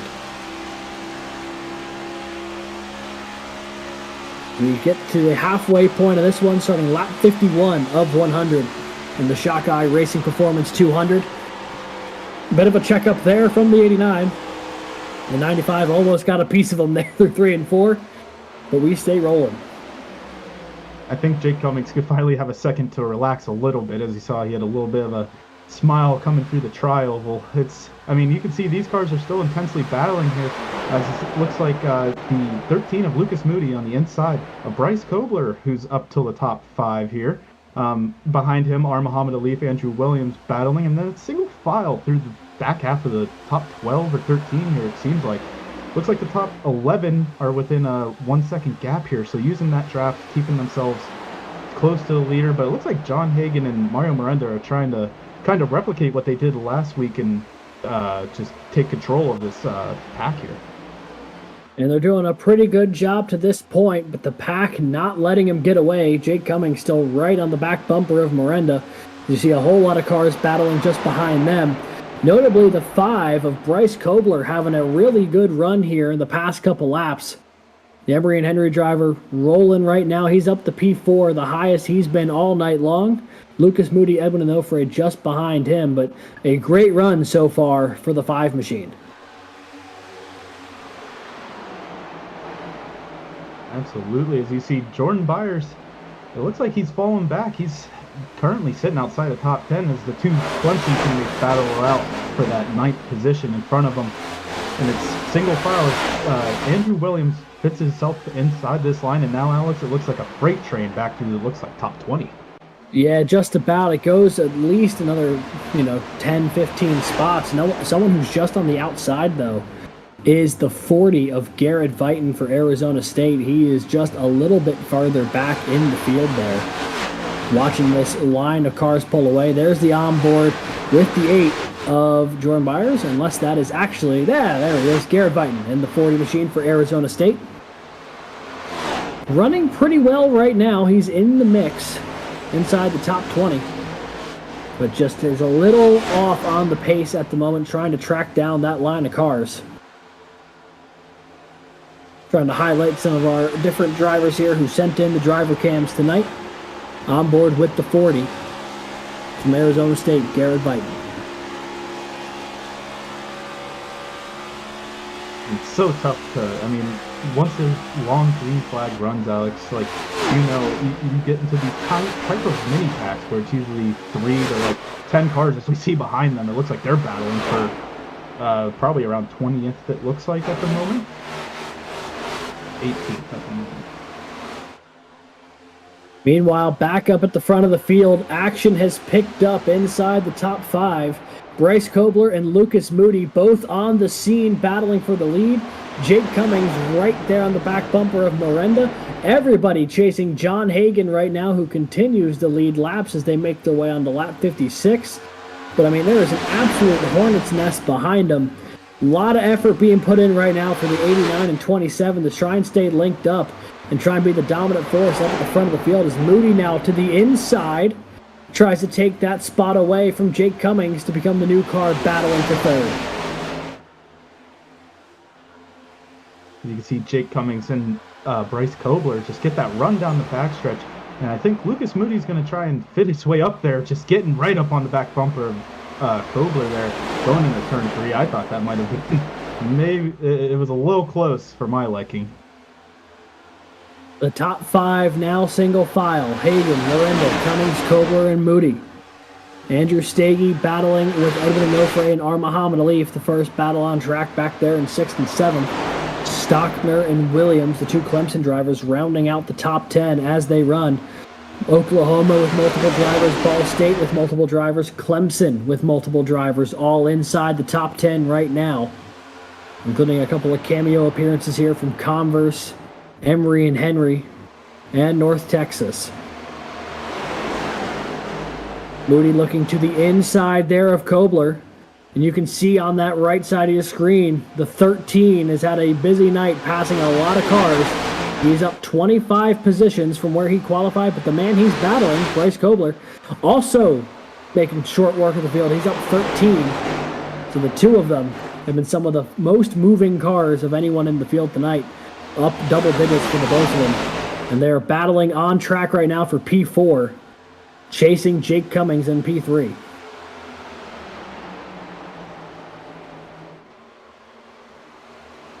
You can see them all dive to the bottom. Alex, I thought these cars would be running that high line, but it looks like the front pack is Jake Cummings. It's a little loose coming out of 4 there.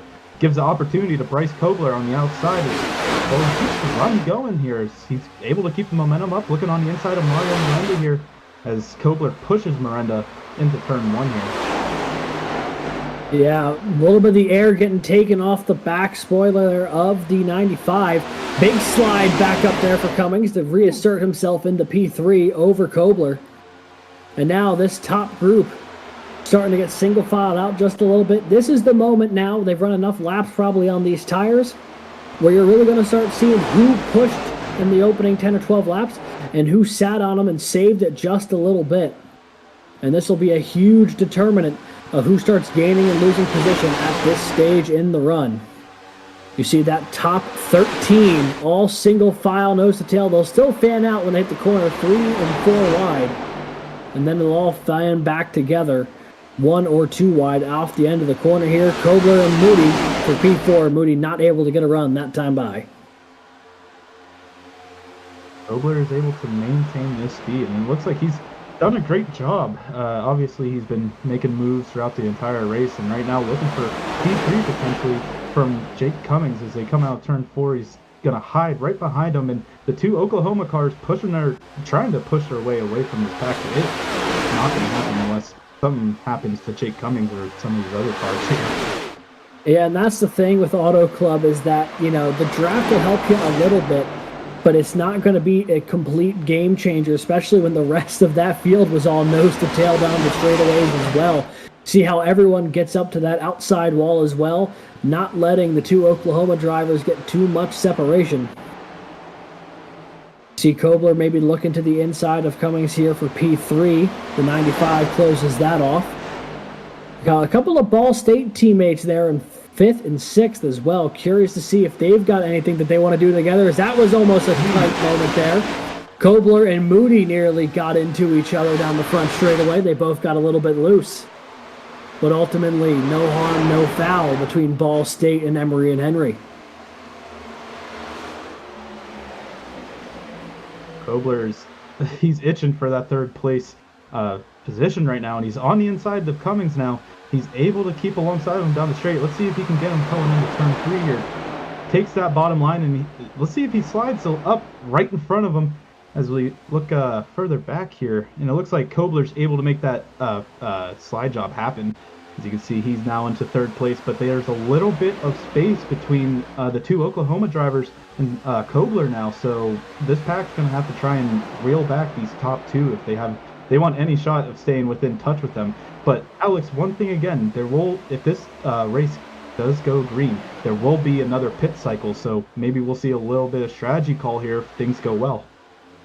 Yeah, it won't be for a little while, but it's definitely something on the radar of these teams. They last came down pit road if they stopped at the last caution around lap 48. Most of them, though, I believe, pit sooner, which means that they will have to come down pit road one more time. Even if they pit at lap 48, they would still have to stretch it because the fuel window here is about 48 laps, so they'd come about 4 laps short if they pit at lap 48. So I believe everyone still has to make one more stop down pit road, as actually Devin Defoe on pit road right now for Arizona.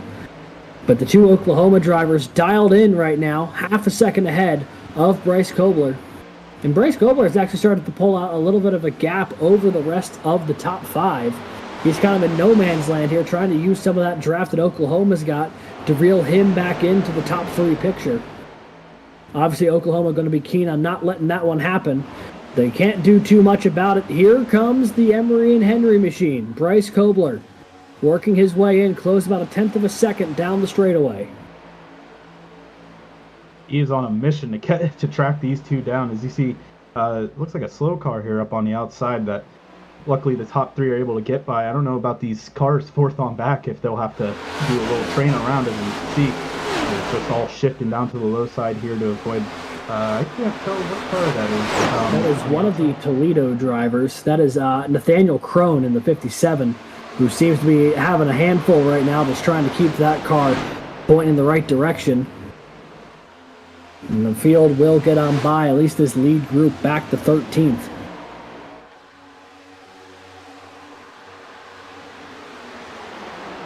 Things have settled in a little bit here in this top group. But Dylan Godinez is going to try and take a look here against Drew Williams. This is the top 10 spot. Williams 10th, Godinez 11th. Now Moody looking to get by Jake Cummings. That's the battle for 4th.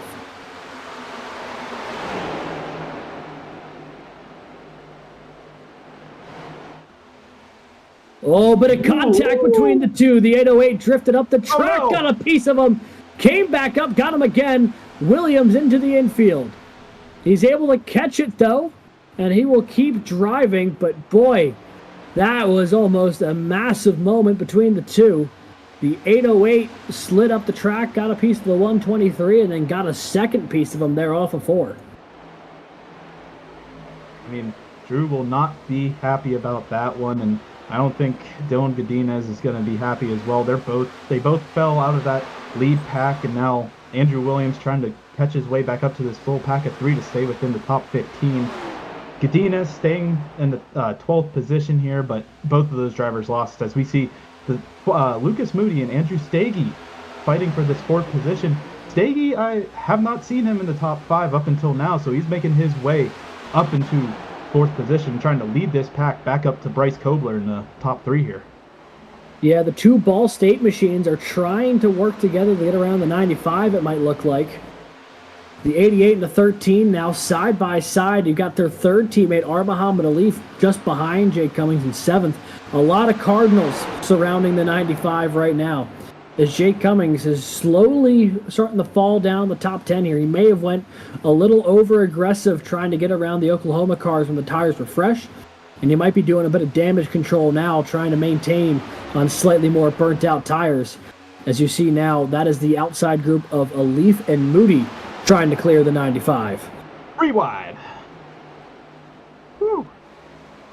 Even on some run-down tires, there's still 3 wide action. We see Jake Cummings able to come out on top there to the 4th position. And we got some 2 wide action here for this little group of 7, trying to just pretty much keep their tires fresh and, as you can see, make every position matter. The 95 back in front of the whole group of them, when just a moment ago it seemed like he was going to fall back behind all 3. But now the Ball State Cardinals going to get lined up nose to tail in 5th, 6th, and it would be 7th, but he's battling with a no-fray right now for that P7 position. Their other 2 teammates, Daniel Nanny, Kelton Quick, running 12th and 13th. It's been a great day so far for Ball State. They don't have a podium spot to their name just yet, but 5 cars inside the top 13 with Ben Neller running 16th. I mean, it's been a pretty solid team day right now for the Cardinals. Absolutely. It seems like pretty much any car that's in black and red right now is doing at least, the school's being represented very well. As Bryce Kobler is taking the lead. It's actually... the Oklahoma cars have come down pit road. I just saw the movement, thought something amazing happened, but it looks like the 2 Oklahoma teammates have brought it down, make a team decision here to try and bring it down pit road and use each other for draft when they get out of the pits here. A little 2-car pit strategy here for Oklahoma. Coming on lap 71, it'll be about 30 lap run to the finish. First couple cars we've really seen come down pit road this stage in the race. Curious if this will be the winning strategy or if those cars who stay out a little bit longer, if they're making the right decision. The only car truly within striking distance was the 5 of Bryce Kobler when the 2 Oklahoma cars came down pit road, and Miranda wins the race off of pit road against his teammate John Hagan. I have to think, Alex, in your opinion, do you think Kobler should pit right now? He's in no man's land. There's a second and a half back to the nearest car. I honestly think he needs to come down pit road to try and stick with these other 2 if they, to use that draft. Even though it's not essential, it definitely will help, especially with these fresh tires. I think that it's not a bad idea. However, I think Bryce Kobler might be of the mindset right now. If you looked at this race, there was 6 or 7 cautions in the opening 50 laps. He could be gambling on another one to be coming out here before the end of this race that could provide him the prime opportunity to come down pit road under yellow. We'll see what strategy they take. The only 2 cars really to have come down pit road from that lead group were the 2 Oklahoma drivers. Kobler leads. Alif now ahead of Jake Cummings, Lucas Moody, and Nick Stockner, your top 5. You can see on your screen right now the universities and colleges that these drivers represent. Andrew Stagey, the only driver who, for whatever reason, their name did not populate a class in iRacing tonight, but he is also a Ball State driver there in P7.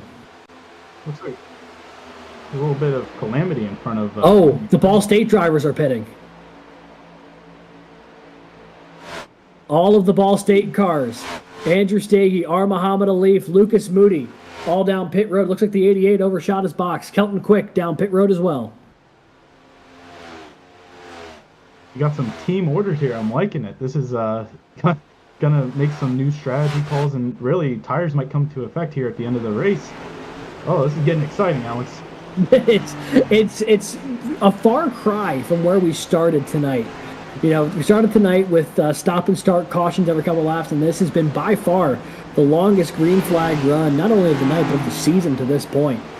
It's been the better part of about 30 laps or so. So they'll start to cycle on through. Jake Cummings, Dylan Godinez, both down pit road now, the 95 and the 808. More and more takers from that lead group. Bryce Kobler continues to lead up at the front of the field. Him and about 11 or 12 other cars still on the lead lap here. Miranda just unlapped himself. John Hagan yet to do so, but watch the 27. This is the difference fresh tires make, as now Kobler going to come down pit road for Emery and Henry. The strategy play in effect. He outweighted Oklahoma by a number of laps here. Can he have a clean stop to try and make up that distance that he lost to the 27 and the 89? You can see in the background Edwin Onofre, he got it. He brought in his car pretty hot. I don't know if he either made up a bunch of time on Bryce Kobler or he might have got a speeding penalty. I don't know. He just gained a lot of time though. I'll say that. Yeah, it certainly seemed like he was coming into the box a little bit hot. We'll see what race control has to say. If Kobler was coming in really carefully or if Onofre was coming in just a little aggressively. Daniel Nanny down pit road as well. So Nick Stockner for Clemson is your leader as it stands. He's a part of a group of about 5 cars yet to come down pit road, including Jordan Byers, Ben Fior, Garrett Fighton, and Brandon Schulenberger. The 5 cars yet to come down pit road. Stockner real loose there, coming off the corner. You can see the old tires just getting run past here. That is Andrew Burrell, who unlaps himself. So the Stockner machine, the 124 for Clemson. I think if you're Nick Stockner, the move might be here, let the fuel cell run dry and just hope for a caution at this point. He was running inside the top 10, but I think he's going to take a swing for a win here.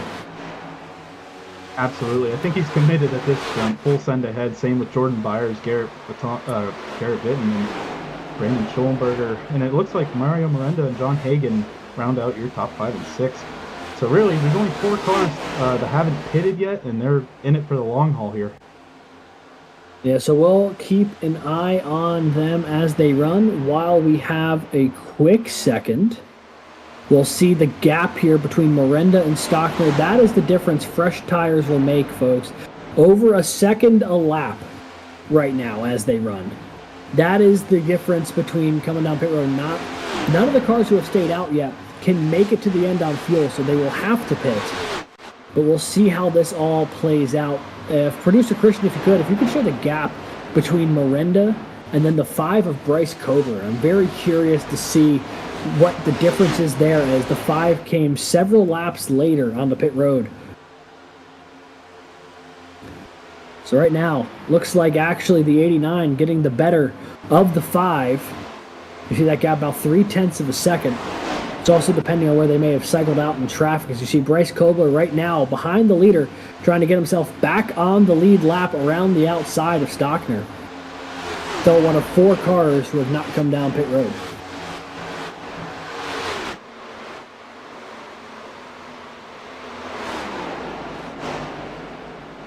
And really, Alex, you can kind of see that we just got a whole mix of cars of, on-road tires, maybe damaged cars as well, that are just being absolutely demolished by some of these fresh tires. And really, as you said before, it's a second a lap, and that could ultimately be about 5 to 6 miles an hour faster, throughout every part of this track.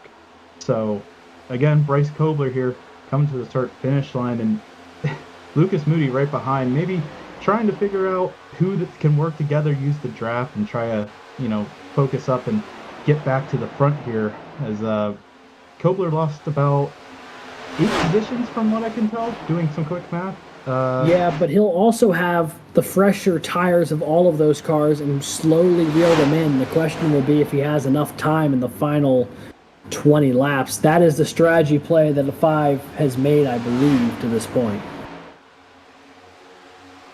Well, we're on board here with the 36 of Sawyer Mullins, currently running in the 17th position. having a decent day there for Emory and Henry College. So is his teammate, the 5 of Bryce Kobler. But right now, 36, having a decent run on board there with Sawyer as he keeps an eye on the mirror for a charging Zach DeWale.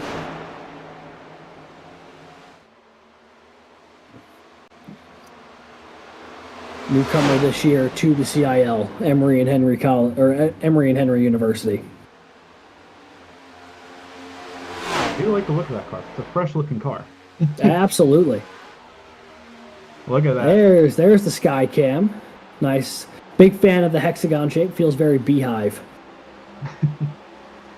At this point, though, only 2 cars yet to come down pit road. It's the 124 of Nick Stockner who leads. Garrett Vighton in the 40, the only other car yet to do so.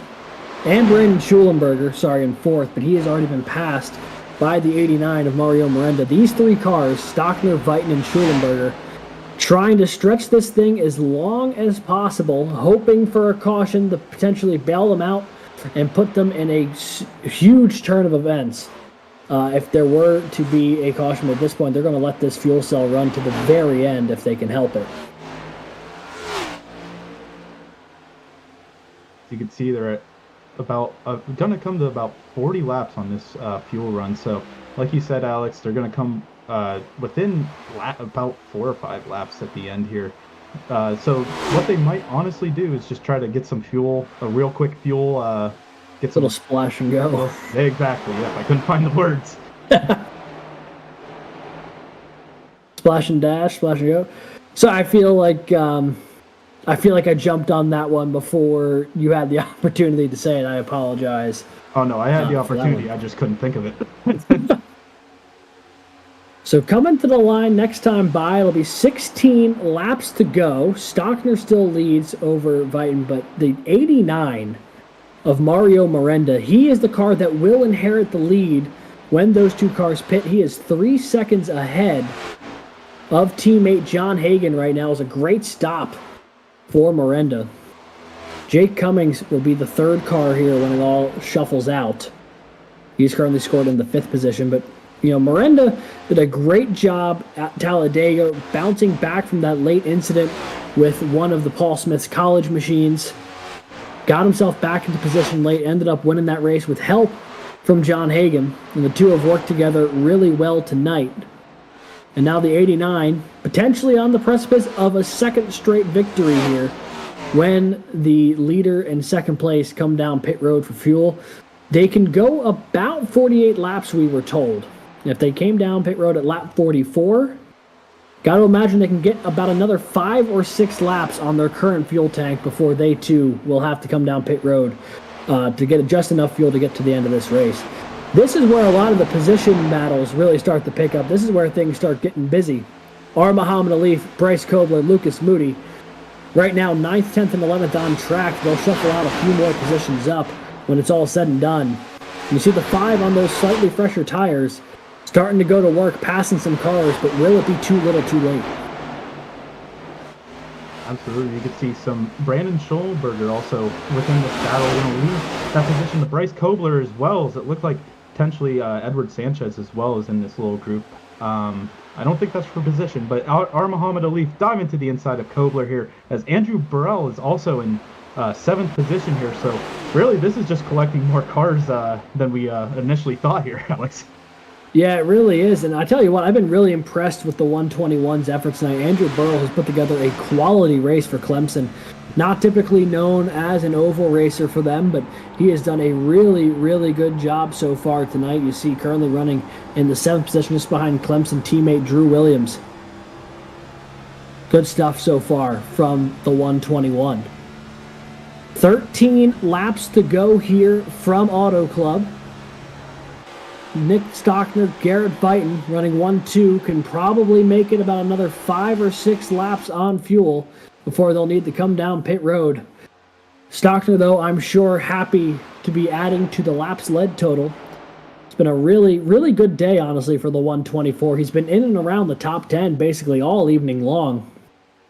And taking a swing here, trying to see if he can strategy his way into a race win. Although with each passing lap, the odds of that caution that he needs coming out get slimmer and slimmer.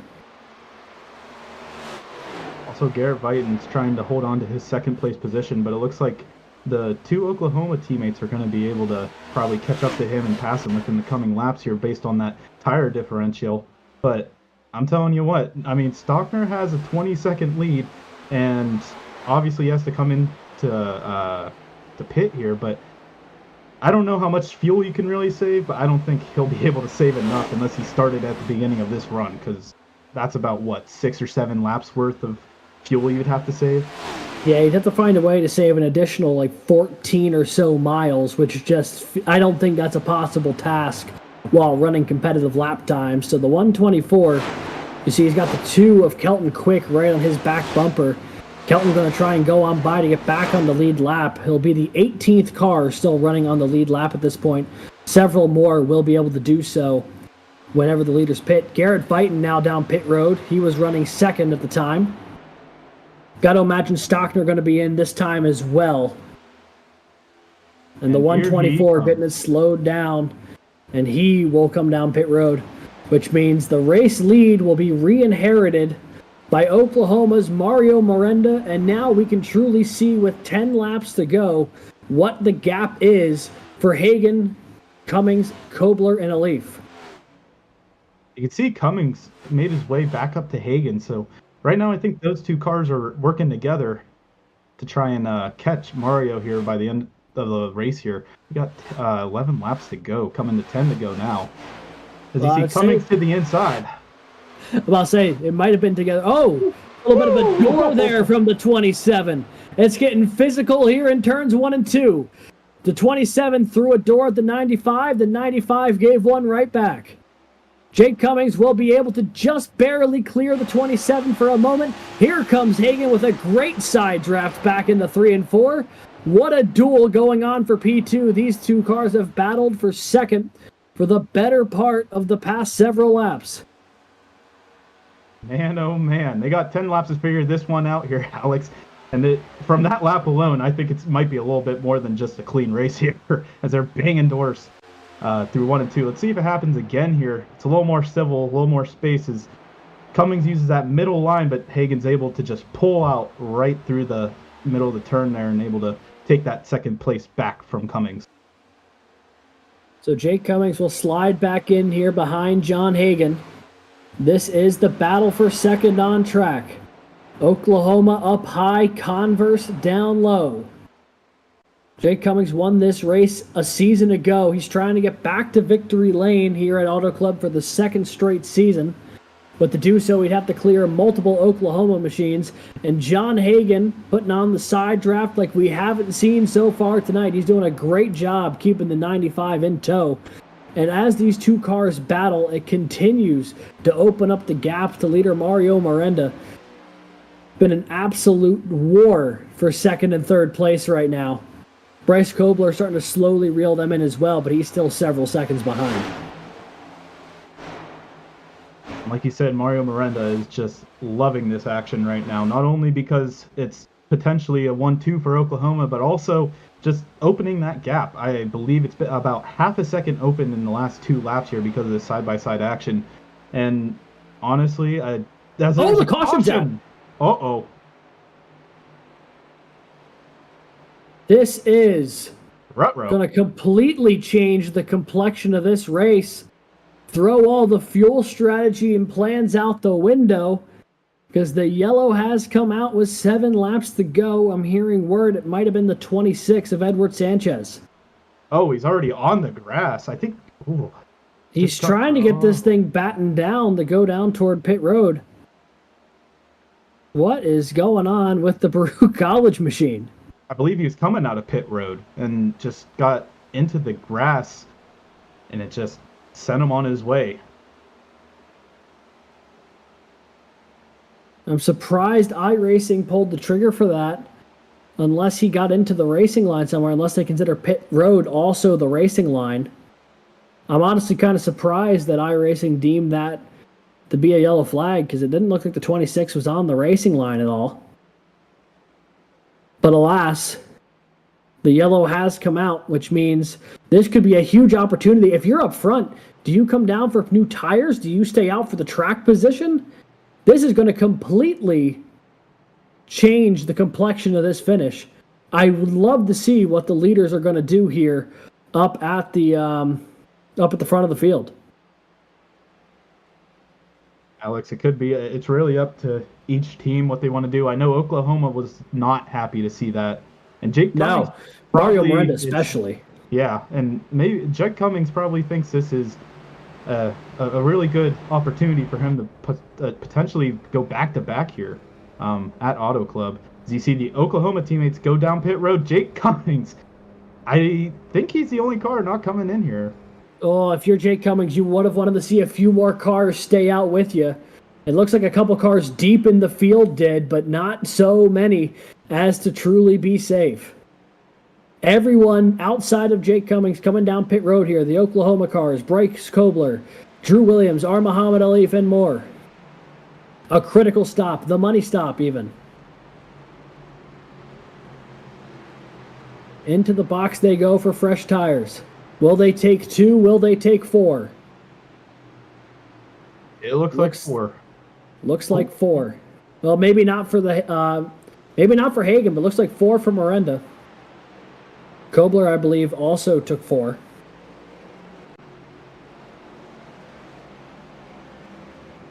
Oh man, this is gonna be a wild finish. This threw a wrench in, well, really Oklahoma's plan for just a 1-2 finish. Alex, what are you expecting here? Because as we're looking up through the field here, there's a good bit of cars that stayed out. Now, some of them might be a lap down and trying to get their lap back, but it looks like still a decent bit of lead lap cars are up here. A number of them did stay out, and when we go racing again, I believe it will be with 3 laps to go when we go. So basically a naturally occurring green-white checkered situation. They also have the 1 attempt at a green-white checkered if there was a wreck in that final little bit, but Miranda and Hagen have done such a good job up front tonight. They will need to pass quite a few cars, I think, to get there when it's at the end. I think Jake Cummings, if he's saved anything left in those tires after that duel with Hagen, is going to need to save it all right here for this. And Oklahoma has a 3rd car who did stay out. That's Sky Shrek in the 43. So there's a couple of cars letting people by on the lead lap. So on board there's Jake Cummings on your right, the Converse University driver. There's Mario Miranda on your left, the University of Oklahoma driver. They were running 1st and 3rd at the time of the caution. Now the roles reverse. Now Cummings leads, with Miranda going to try and track him down for the race win. Ooh, it's go time here, Alex. It's going to be intense racing. You thought we saw some intense 3-wide, 4-wide action. We're going to see a bunch of cars trying to fight for every position they can here for this, like you said, naturally occurring green-white checkered. Jake Cummings, Andrew Stagey, the front row. Nick Stockner, I believe, is there with Jordan Byers in row 2. This is going to be a duel, to say the least.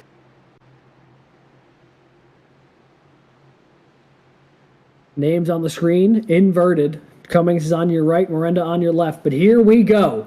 Pace car going to peel off, this time by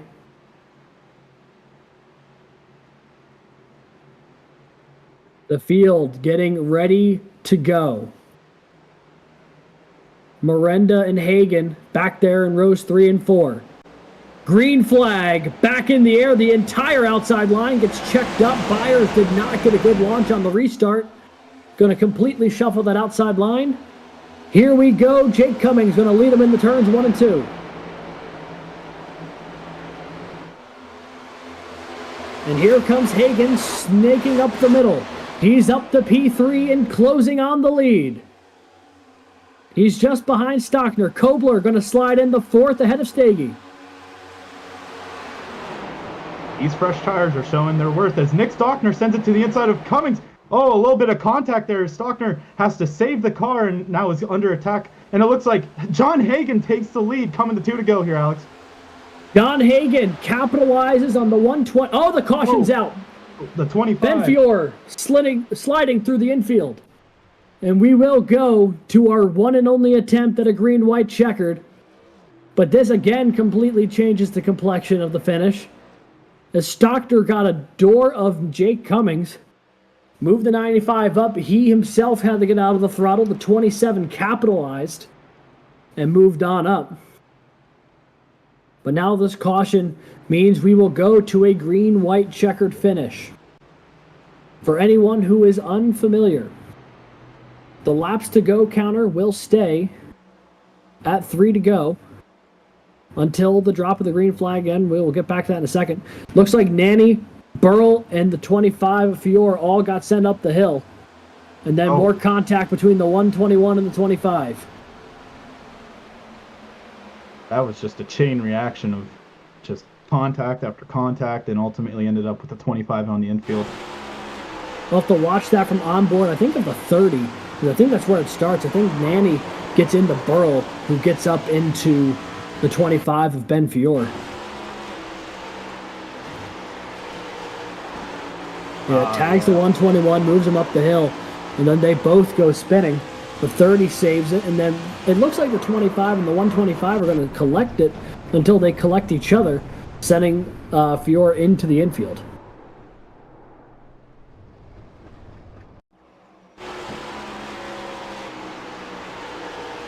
On board here with Andrew Burrow, who had been running such a great race, just got unceremoniously punted out of the way by the 30.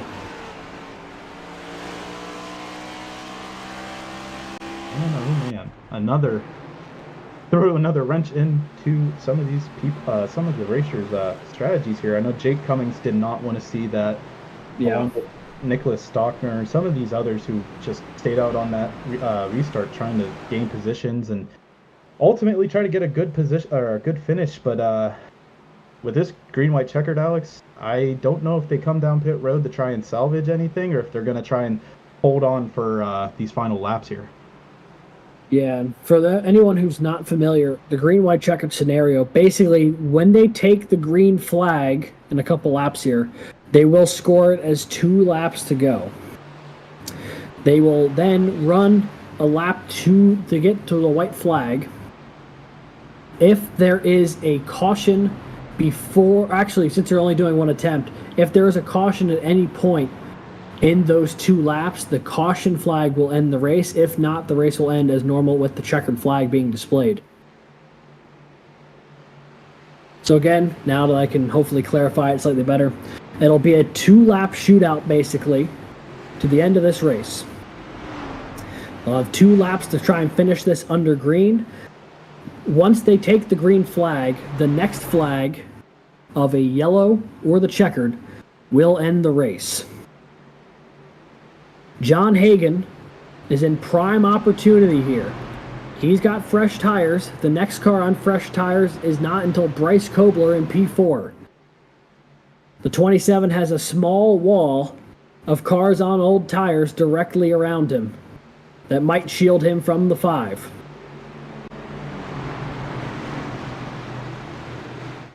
You can just feel the tension in the air right now as the cars weaving back and forth, getting a little bit of heat into the tires again, trying to get ready for this 2-lap shootout to the finish. And since this is the green-white checkered, and a caution or the checkered flag could end the race, I'm just going to do this part now. This green-white checkered brought to you by the McConey Setup Shop, the home for setups, paint schemes, coaching, and more. Visit McConeySetupShop.com to subscribe today. Pace car gonna peel off down pit road. Hagen and Stockner gonna lead them to the restart zone one more time tonight.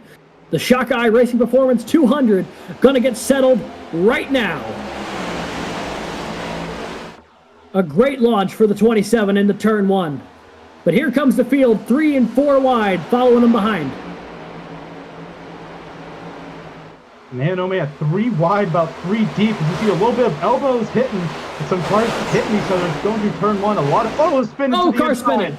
Matt Burton shuffles down to the infield, as does several others. However, we stay green because it's out of the racing line. John Hagan leads. Here comes Lucas Moody up the P2. Miranda's in third, trying to get under Jake Cummings.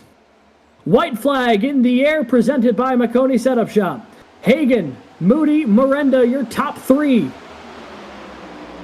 John Hagan was 7 laps down a week ago when he helped push his teammate Mario Miranda to the win. Does he have what it takes to get around the last mile and a half here and get a victory for his own? Eric Kaler up to 4th position. Haven't seen him in the top 5 much today, making it back up to the top 5 when it matters. 4 wide for 5th on back. Look at this battle between Cummings, Kobler, Stockner, and Nenning. But coming off of turn 4, it's going to be the 27 of John Hagan for Oklahoma, who is going to win the Shockeye Performance Racing 200 from Auto Club. Woo! There's a lot of 4 wide finishes there coming across the line. What a run for John Hagan. What a run for Oklahoma. Goes 2 for 2 to kick off the season. A second different winner for the University of Oklahoma. John Hagan gets it done from the pole tonight.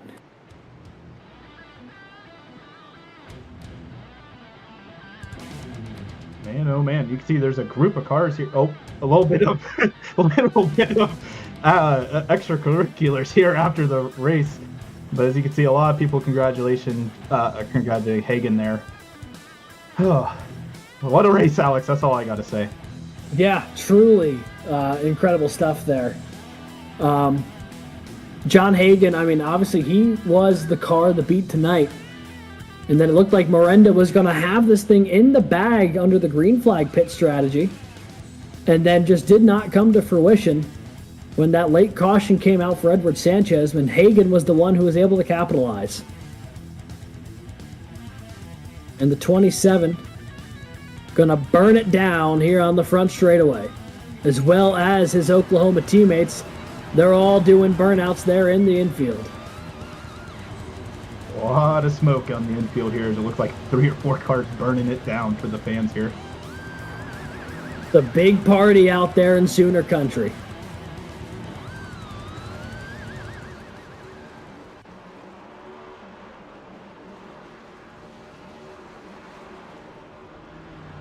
Alrighty, folks. We will be back in just a moment with our final results and post-race interviews with our podium finishers. You won't want to miss it. More coverage continues in just a second here on the Collegiate iRacing League.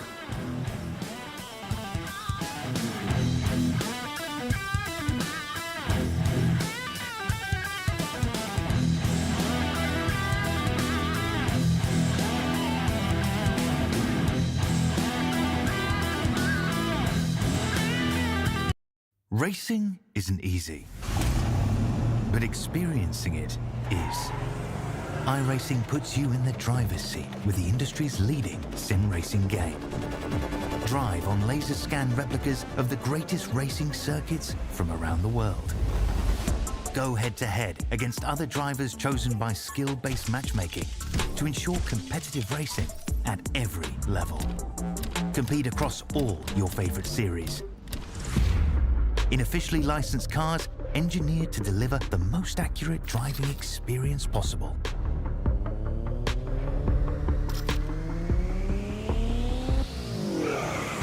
Join a race or host your own with players from across the globe. Race against the computer or in a league with friends. Feel the thrill behind the wheel. Visit iRacing.com.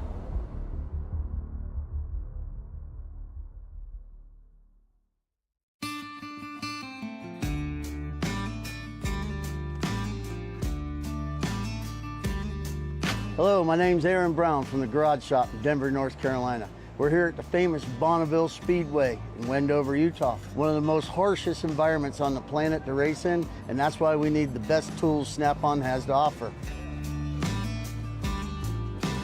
What we use here to pump up the oil in our race engines to prime them is this snap-on screw gun. With its variable speed and high torque, this allows us to spin our oil pumps up to 1,500 RPMs, creating 70 pounds of oil pressure, which helps us get everything settled in, nice and happy, and turn the hot oil through the engine. Compact, lightweight, and able to fit in really tight spaces. Its 9-position clutch allows us to torque things, nuts, bolts, from 8-inch to 50-inch pounds. Small size and high performance helps us get into many places on a race car where normal tools can't. Under the dash and the engine compartment, we also use this to drill a lot of holes in very tight spots.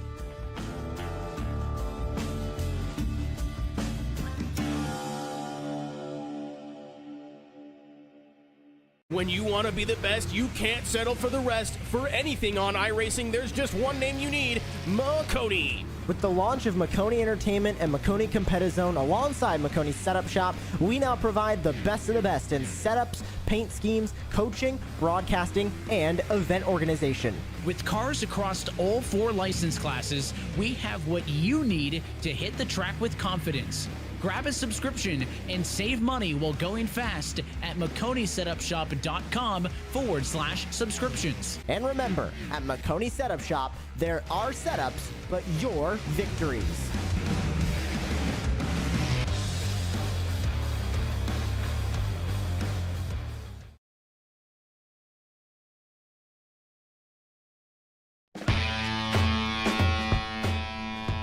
Alrighty, folks, we are back and we will be talking to race winner John Hagen in just a moment. But before that, we'll do a quick rundown of tonight's final results in the Shockeye Racing Performance 200. Obviously, Hagen, your winner. P2 and P3, Lucas Moody, Mario Miranda, will be chatting with them as well.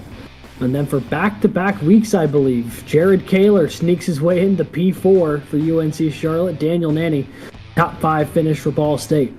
Bryce Kobler, 6th for Emory and Henry. R. Muhammad Ali, 7th for Ball State. Pair of Clemson drivers, 8th and 9th, with Clemson's Drew Williams and Nick Stockner. And then Dylan Godinez, a top 10 finish for the Penn College of Technology.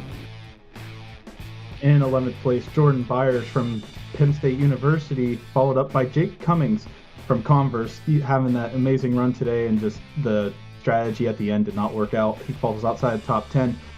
Jason Wallet from Drexel University finishes 13th, followed by Andrew Stagey from Indiana University.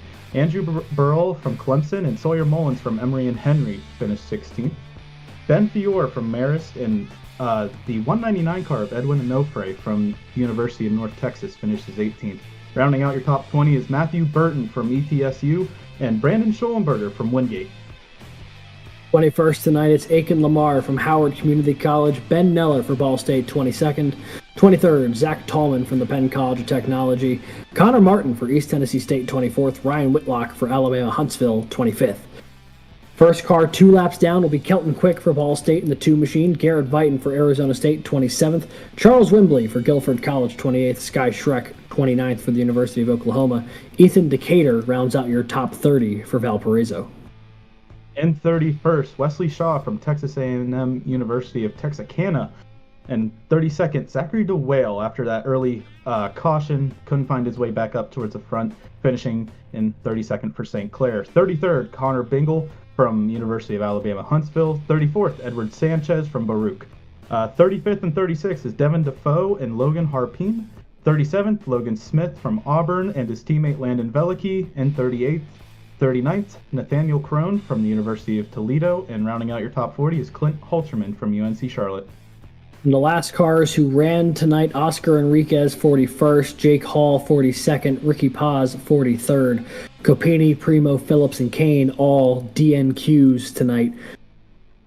But what a race it's been, and now it's time to chat with our race winner tonight at the 27 of John Hagen. John, you helped push a teammate to the win last week at Talladega. This week, it's your turn to be in victory lane. What's going through your mind right now? I'm just blessed. to be able to compete for OU, and sometimes it's better to be lucky than good. We were a little bit of both tonight, so I'm overwhelmed. I'm feeling awesome. Yeah, it seemed like you had the dominant car for much of the night, and then during that green flag pit stop, it looked like your teammate Mario Miranda really got the jump on you, and it seemed like it was going to be his till that late caution. What was the game plan in that green white or during the green flag pit cycle, and what happened to get you two so separated? We had planned we had been running together, pushing together. That's how we built the gap, and then we planned to come out, settle it between the two of us after we come out together. But I overcooked it. I got in there hot, and I had it four-wheel locked and sideways, and I barely made the commitment cone, and I ended up 3 seconds back. So if not for that caution, Mario was going to walk away with one of the easier ones that he's ever had. But caution came out, and it changed the whole game plan. Yeah, I'm going to ask you, so that, not the green white checkered, but the restart before it with about 3 laps to go. You line up about 5th or 6th or so, have to make your way on through, and then you shoot the gap when the 124 and the 95 make contact in 3 and 4, and the caution comes out right after you take the lead. Were you happy that the caution came out once you took the lead, or were you mad because you felt like you had the race won in that moment? I could have. So with the restarts, I was a little bit happier.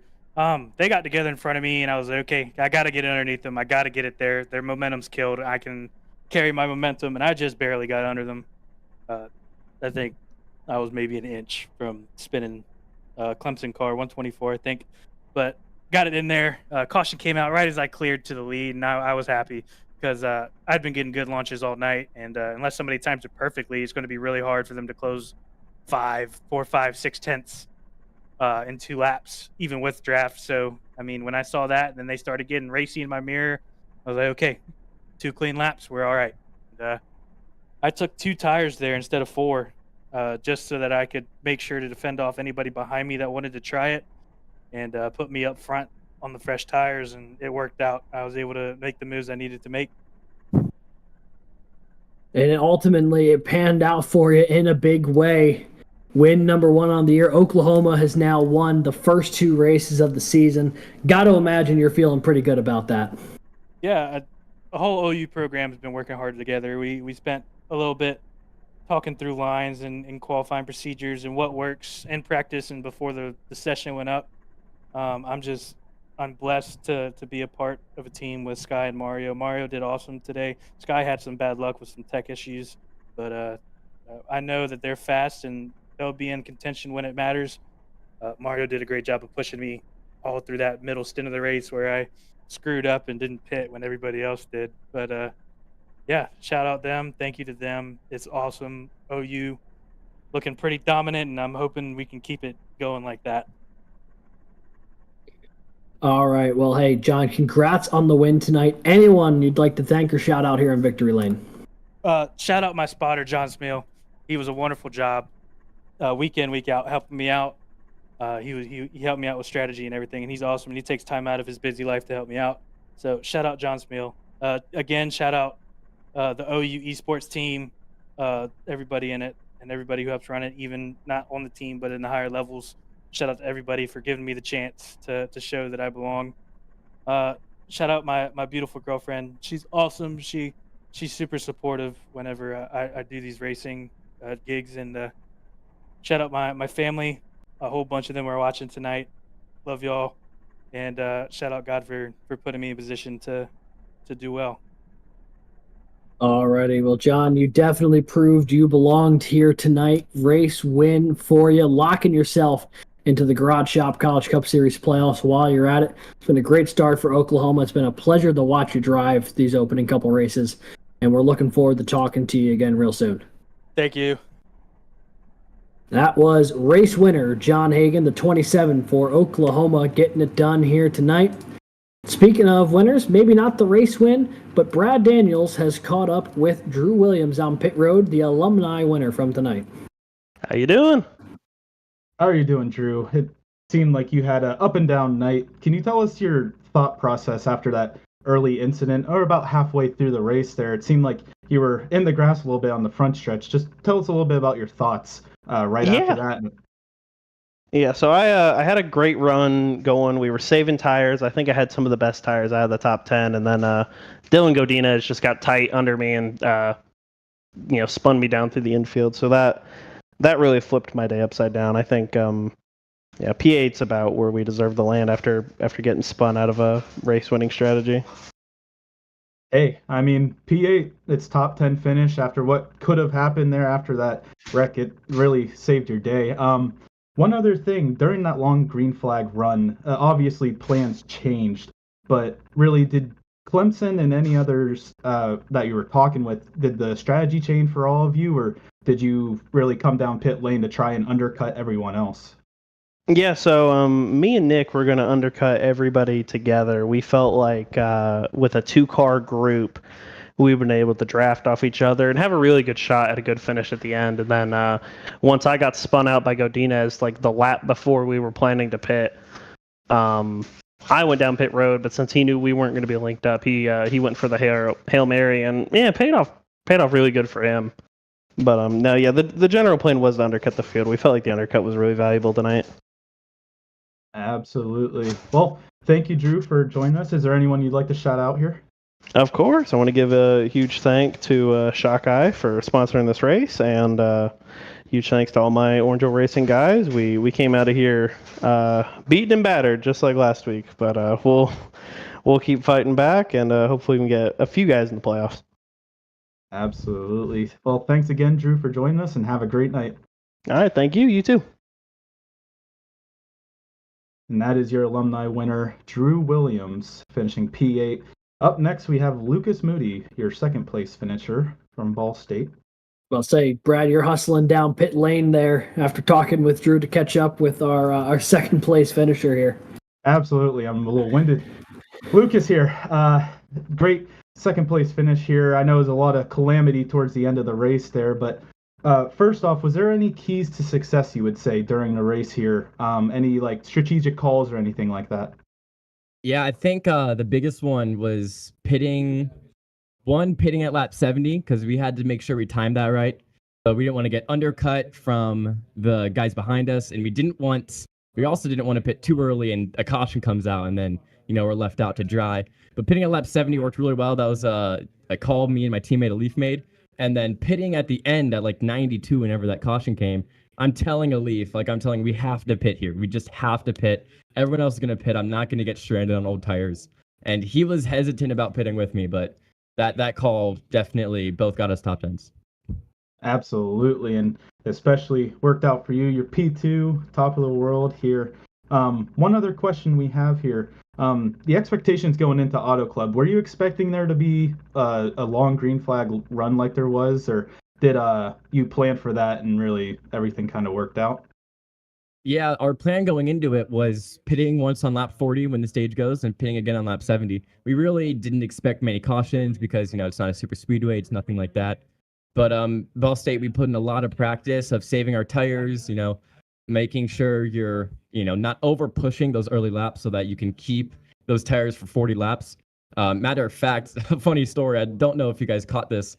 When that caution came out like lap 20-ish, I wanted to pit with everybody else, but I forgot I qualified in 39th place and I completely missed my pit box. So I just drove all the way down the pit lane and kept going. And I'm like, well, I can't turn back now. So I stayed on those tires and I pit like lap 37 when the stage caution came out. So I got, I'm really glad that I held on to those tires well, because when I pit, my right front was still at like 80 something percent. So I held on to those tires really well, and I think that's what put me in this position. Absolutely. Yeah, that sounds like you did a masterclass of tire conservation. And then great race tonight by you and Ball State all together. Is there anyone that you'd like to shout out tonight? Of course, I have to shout out my Ball State teammates, Alif, Kelton, Ben, Andrew, all of our academy team that we just brought on. Also, our road teammate, Kale. Gotta shout out Team Vortex Motorsports, first podium for Vortex. And of course, Overton Setup Shop for sponsoring us. And my family. Shoot. I gotta shout out my mom, my dad, and my brother. I cannot forget my family. Good save. Good save. Happy you got that in there. So, great again, great racing, Lucas, and we hope to hear you once again in the booth here in the upcoming future. Yes, sir. Thank you so much. Yep. And I'll be back up to you, Alex, for our third place finisher, Mario Miranda. You betcha. And that brings us down to our final interview of the night. Third place finisher, Mario Miranda. Oklahoma won at Talladega. And Mario, it looked like you were going to go 2 for 2 to open the season. That late race caution really kind of threw things on its head. But during that long green flag run, how comfortable were you feeling up there with that multi-second lead? I felt really good. I was just kind of calm and collective. I was in a Discord channel with a good friend of mine, and best thing for me just in races is just talking to someone, kind of distracting myself. Don't overthink what you're doing. And while I race, if I'm talking, driving kind of just becomes like muscle memory. You're kind of just doing it, and you're just smooth. You're not overthinking. You're not looking at the relative every lap, and you're like stressing if guy behind is catching or not. So I was just managing up front, and I was upset when the caution came out, but the caution was a blessing. Instead of me winning twice, another OU driver won, so now there's 2 OU drivers locked into the playoffs. So yeah, it was a blessing in disguise. Huge for our team. Yeah, ultimately that caution really shook things up there. The when you guys came down pit road with about 5-6 laps ago, whatever it was there any debate on staying out like the 95 did, or were you dead set on coming down pit road getting fresh tires? We were pretty dead set on coming down the road and getting fresh tires, but I told John, I was like, hey, I'm locked in. You do what you think is good, like what you think is right for you. If you take 2, if you stay out, if you take 4, I'm here to help you. I told him I'm taking 4. That's my game plan. You do you. So he decided to do 2, and it worked out for him. I told him I would help on that final restart, but he didn't need any help. He did it all by himself. So it was a good call from him to take 2 tires. Now I'm kind of wishing I took 2. Maybe we could have gotten a 1-2 finish there, but John, it was in his court. He did all the decision making at the end there. And ultimately, it seemed like it paid off. The two of you guys have been working really well together so far this season. Obviously, you winning Talladega, him winning tonight. And Auto Club gets 2 OU drivers locked into the postseason. Got to imagine that you guys are going to be feeling pretty confident as the season goes on, knowing that you guys don't have to stress about the rest of the regular season. Obviously, the points will help for seeding purposes, but as far as making it to the show, both of you guys are already there. Yeah, it's really good for our team. Like, it feels great. It feels really good. Alrighty. Well, Mario, anyone you'd like to thank or shout out while you're up here in the booth once again? Yeah, I just want to thank the boys at OU Esports. They put in an amazing stint tonight. Unlucky for Sky, but she'll be back, and we'll definitely have her in the playoffs pretty soon. And then thank you to all our partners at OU Esports, Twisted Tag, Moza Raceware, Computer Connections, MSI, all those guys.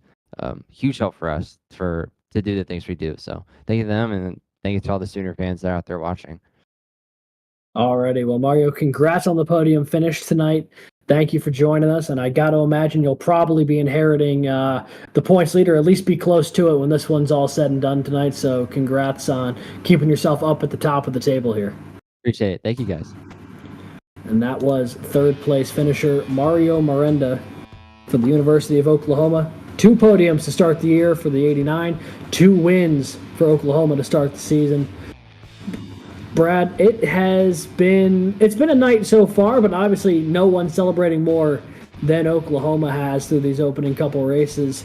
And they're getting it done in creative fashion. Both of them had to rally back from some late race situations to make it happen. They've been dominant cars, but it hasn't been handed to them on a silver platter. They've had to go out and earn it. Absolutely, Alex and Nader. Those two are pretty a dominant force. They seem to just walk into each other, and then they just never really let anyone pass. It seems like just kind of a brick wall once those two get into the first and second position.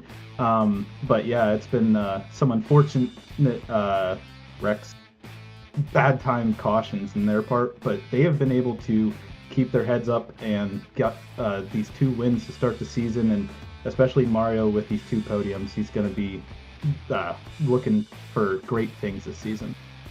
And not to mention, points leader Drew Williams for Clemson, P8 tonight, the alumni win. May not keep him at the top of the standings per se, but it's going to keep him very much in the hunt here as we go to our race next week. And speaking of which, no better time to talk about where we're headed next week for race 3 of the Garage Shop College Cup Series regular season. Monday night, September 16th, we go to Kansas, maybe the best mile and a half for these next-gen cars. They'll be doing battle there for round 3 of the regular season. Show starts at 8:30 p.m. The green flag drops at 9 p.m. Eastern Time. Should be a fun one. You won't want to miss it.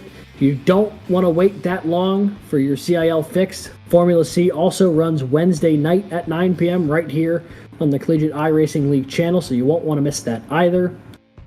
There it is on your screen. Next week, Kansas Speedway, the first mile and a half of the season. Will Oklahoma win their 3rd straight race, or will a new school get in there and win their first race of the season? We'll have to find out next time. The Formula College Series for IndyCar goes to Nashville Superspeedway this Wednesday, September 11th. Kicks off at 8:45 p.m. Eastern right here on CIL. But after a night of the most intense competition available for everyone, we are wrapping tonight's show. Calling the action tonight was myself, with Brad Daniels joining me in the booth and Christian Hill producing alongside. I want to thank you all tonight for tuning into tonight's action, and we hope you stay tuned to all of our social media pages for the next race. And if you haven't already, be sure to hit the old subscribe button here so you don't miss a second of more CIL action. Thank you to all of the staff and admins here at the Collegiate iRacing League and all the folks over at Garage Shop. This has been a production of the Collegiate iRacing League. We'll see you next time.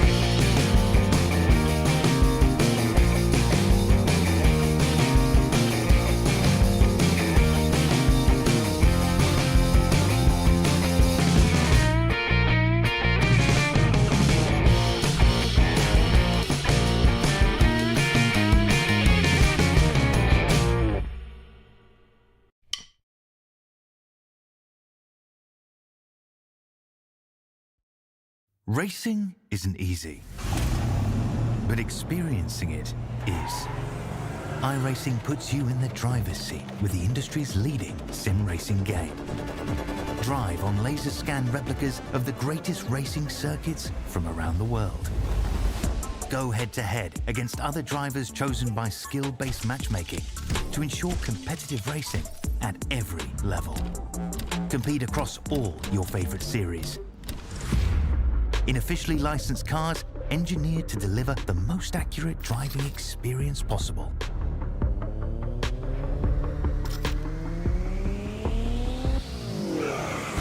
Join a race or host your own with players from across the globe. Race against the computer or in a league with friends. Feel the thrill behind the wheel. Visit iRacing.com.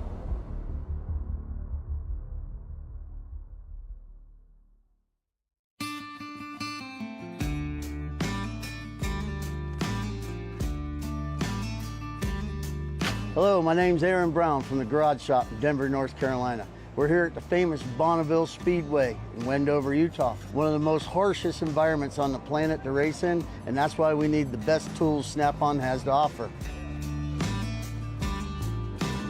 What we use here to pump up the oil in our race engines to prime them is this Snap-on screw gun. With its variable speed and high torque, this allows us to spin our oil pumps up to 1,500 RPMs, creating 70 pounds of oil pressure, which helps us get everything settled in, nice and happy, and turn the hot oil through the engine. Compact, lightweight, and able to fit in really tight spaces. Its 9-position clutch allows us to torque things, nuts, bolts, from 8-inch to 50-inch pounds. Small size and high performance helps us get into many places on a race car where normal tools can't. Under the dash and the engine compartment, we also use this to drill a lot of holes in very tight spots.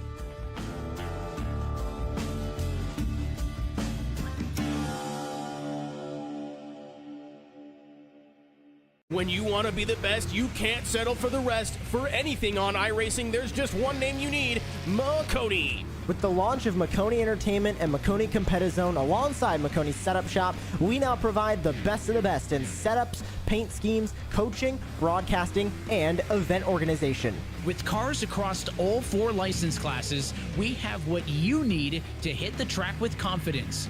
Grab a subscription and save money while going fast at MakoniSetupShop.com/subscriptions. And remember, at Makoni Setup Shop, there are setups, but your victories.